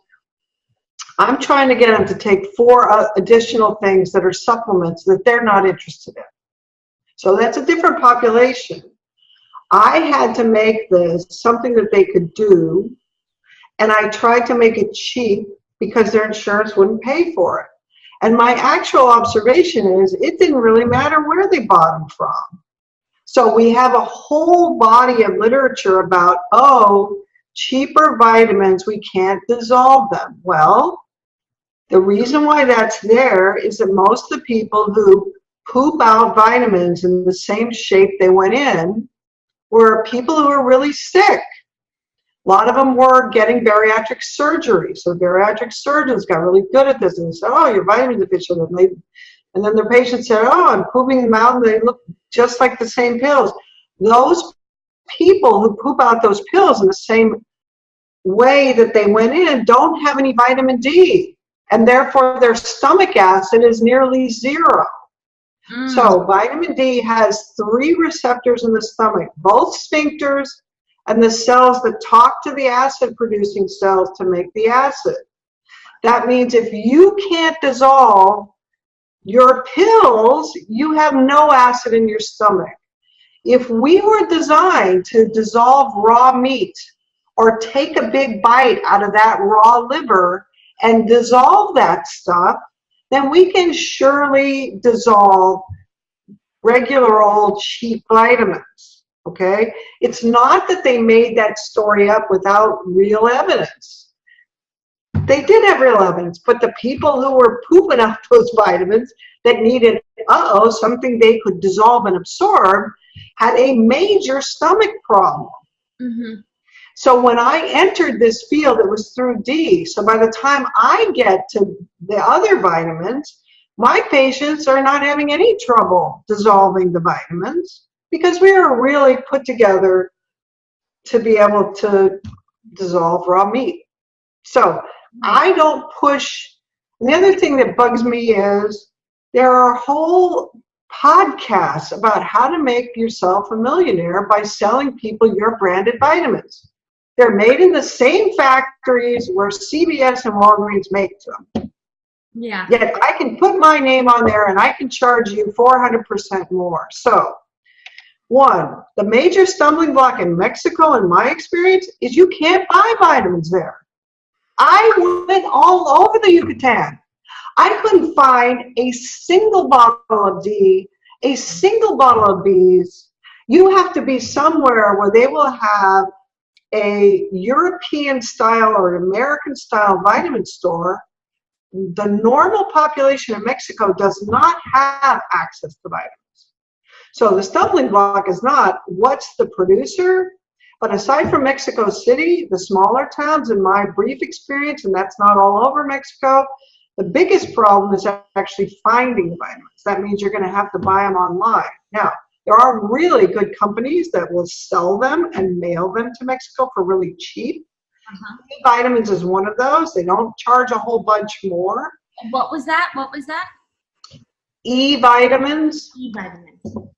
So I'm looking for somebody that has reasonably priced. They're not making it a proprietary brand so that they can charge you 200 to 500% more. I want my clients to be focusing on the dose of what's in there and to be taking it every day. Those two things are really the thing that makes it successful. Okay. Real quick, just to clarify something, I was like, when you were talking about going to the shaman and he has this soup of yeasts and bacterias about beer and bread, what are you talking about? A sourdough starter? Or are you talking about just ingesting like traditional ferments wherever you are in the world? I kind of wonder that traditional fermenting systems that have gotten into the healing literature are exactly the same thing I'm talking about. They just are in a different form. You've actually used the yeast to make the D, and you've used the bacteria that are growing in there to make the B's, and you're really giving in that liquid a pill of D and 8 B's. You're doing the same thing I'm doing. And the reason why I say that is there is medical literature that suggests that you can cure the stuff that I see, like burning in the feet. So at the same time that they're writing about, you know, and this is taken from articles that are written in like 1935, 1940, and they're doing an historical perspective on how they got to the point of talking about vitamins. It's the beginning of vitamins. The historical journals that they're using are saying the healers of the late 1800s used this yeast extract, just like the stuff we use for beer and bread, to heal burning in the feet. Well, that's better than we're doing now.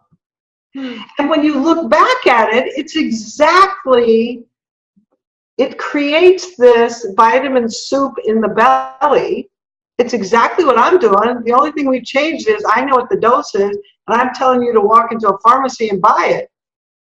But the arrival is the same. There's another really interesting event that happened to me when I was early into this, when I only knew about D, and that was, and you can stop me if I get, but this was a woman who's teenage, and this is a friend, this is my daughter's friend's mom. They're really wealthy. They live in Santa Monica. They live in a farm in Santa Monica. So she lives outdoors. She has all sorts of animals. She is really into natural. Her son becomes psychotic in about age 15. She gets into this literature that's coming out of pigs. Can you hear me? And Mom and I are going to go to dinner and then she wants to make a salad. Sure. Okay. Thank you. Shrimp remoulade.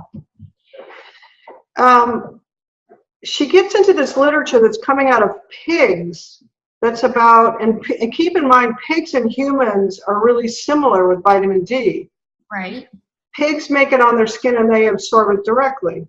She gets into this veterinary literature where they're giving vitamin D and then they're giving these B vitamins. Well, at the time, I didn't know about the B vitamins, so I only knew about the D.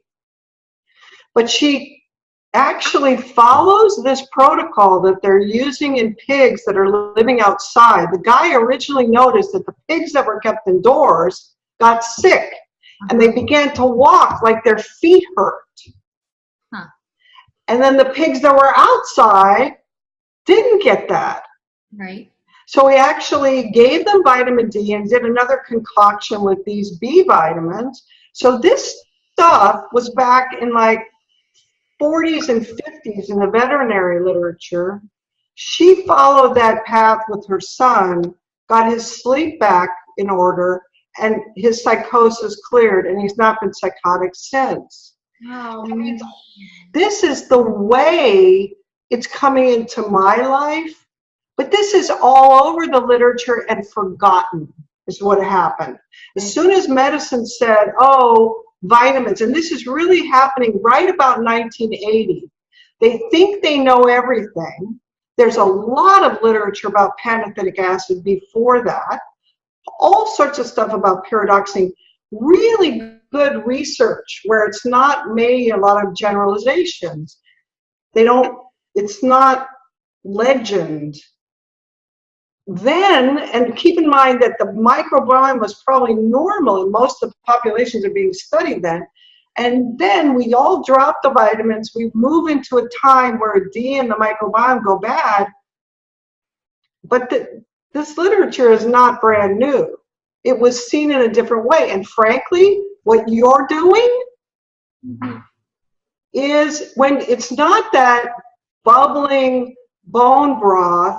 So there is an aspect to what you do with this fluid. So if you boil it, some of the bees become inactivated. But one of the things that you see when you're going to make beer or bread is there are very specific requirements for the temperature you have to keep it at. You put this amount of yeast in it, you have this certain kind of yeast, and then you set it there, and it turns out that the bacteria that will be dominant are the ones that are using the D2 that comes from that yeast. And it'll be different kinds of bacteria for the different kinds of yeast. That's how you make different cheeses. That's how you get expert at what you're getting, what the flavors are, so all of that stuff has been there being used by healers for the last, 5,000 years. But we kind of forgot about it. So eating a mix of ferments, I mean, naturally fermented food are fermented by a variety of microorganisms, some bacteria, some yeast. I mean, I think of milk kefir is a great option. It's such a complex ferment, lots of bacteria, lots of yeast.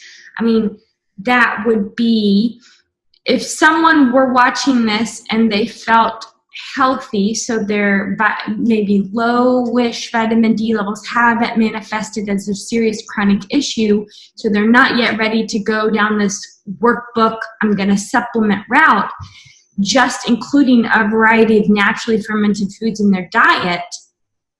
And going outside as much as possible.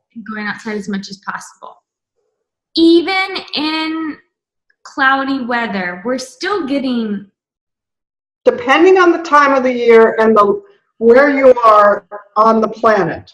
So there are certain circumstances, like in Alaska, or actually around Seattle, where you really don't get enough D to keep yourself healthy for long spans of time, unless you really are, a Lutheran farmer who gets up and is out there every morning from morning till night still, which is unusual. They usually have an air-conditioned tractor, even if you're plowing the land. And once you know about this, you'll have people that'll tell you, I was born in Bend, Oregon, and I did fine. I was 50 and I moved to Bellingham, Washington. And then, 5 years later, my sleep was terrible. Yeah, I mean, it's just like, humans were able to inhabit almost every corner of the globe because we used to live differently. And now we have to make all of these adjustments for living in these places that don't get enough sunshine at certain times of the year because we are living indoors and we're not eating enough like animal fat probably. I mean, but again, I feel slightly discouraged, not like, you know, not, well, I just feel the enormity of what we're talking about, you know what I mean? Because of like the call to action that it requires people. And some people will say, well, I simply just can't change my job. I'm a school teacher and me and the kids are stuck indoors all day. So again, like drastic times call for drastic measures. And we're not even talking, drastic times really refers to the fact that humans live not in the way that humans were designed to live. So, gosh, well, I'm going to download your workbook and do it. Because frankly, I wake up really tired. Like, I've had some sleep problems the last couple of years. I've had problems with exhaustion, and it's like a lot of stressful things happened in my life, and I think that's where it deteriorated. So I know that other things besides vitamin D deficiency can play a part in like having your health deteriorate, but I do think that D is obviously plays a role in it, because what I understand, and correct me if I'm wrong, is that there's really no issue from waking life or sleeping life that doesn't have something to do with vitamin D. That's true. But let me say that I do have clients who have completed my year, and it's true, a year seems like a big investment, but you don't have to keep going focusing on this. So the good thing is, like, you do 4 or 5 months of this, and then your sleep will get a little worse, and you're going to be traveling back and forth between Mexico and Washington, and so you've got some sun issues that you have to figure out. In a couple of years, you'll be concentrating on this. But then what you'll find is you'll get it figured out, and because you're no longer sleep deprived, because you've actually spent time taking extra and putting the numbers of your vitamin D level to it, you'll actually get back into a place where you'll be able to sleep pretty well most of the year with, just being out in the sun in the summer as much as you can. And then you'll find out how much you need to take in the winter. And I currently I can't take any D in the summer now. Mm-hmm. Like, I started at taking 10,000 IUs a day for my maintenance dose. And this is what happened in most of my patients. Over a period of 10 years, the amount that they used went down, down, down. So what's written in the textbooks is, what's the dose?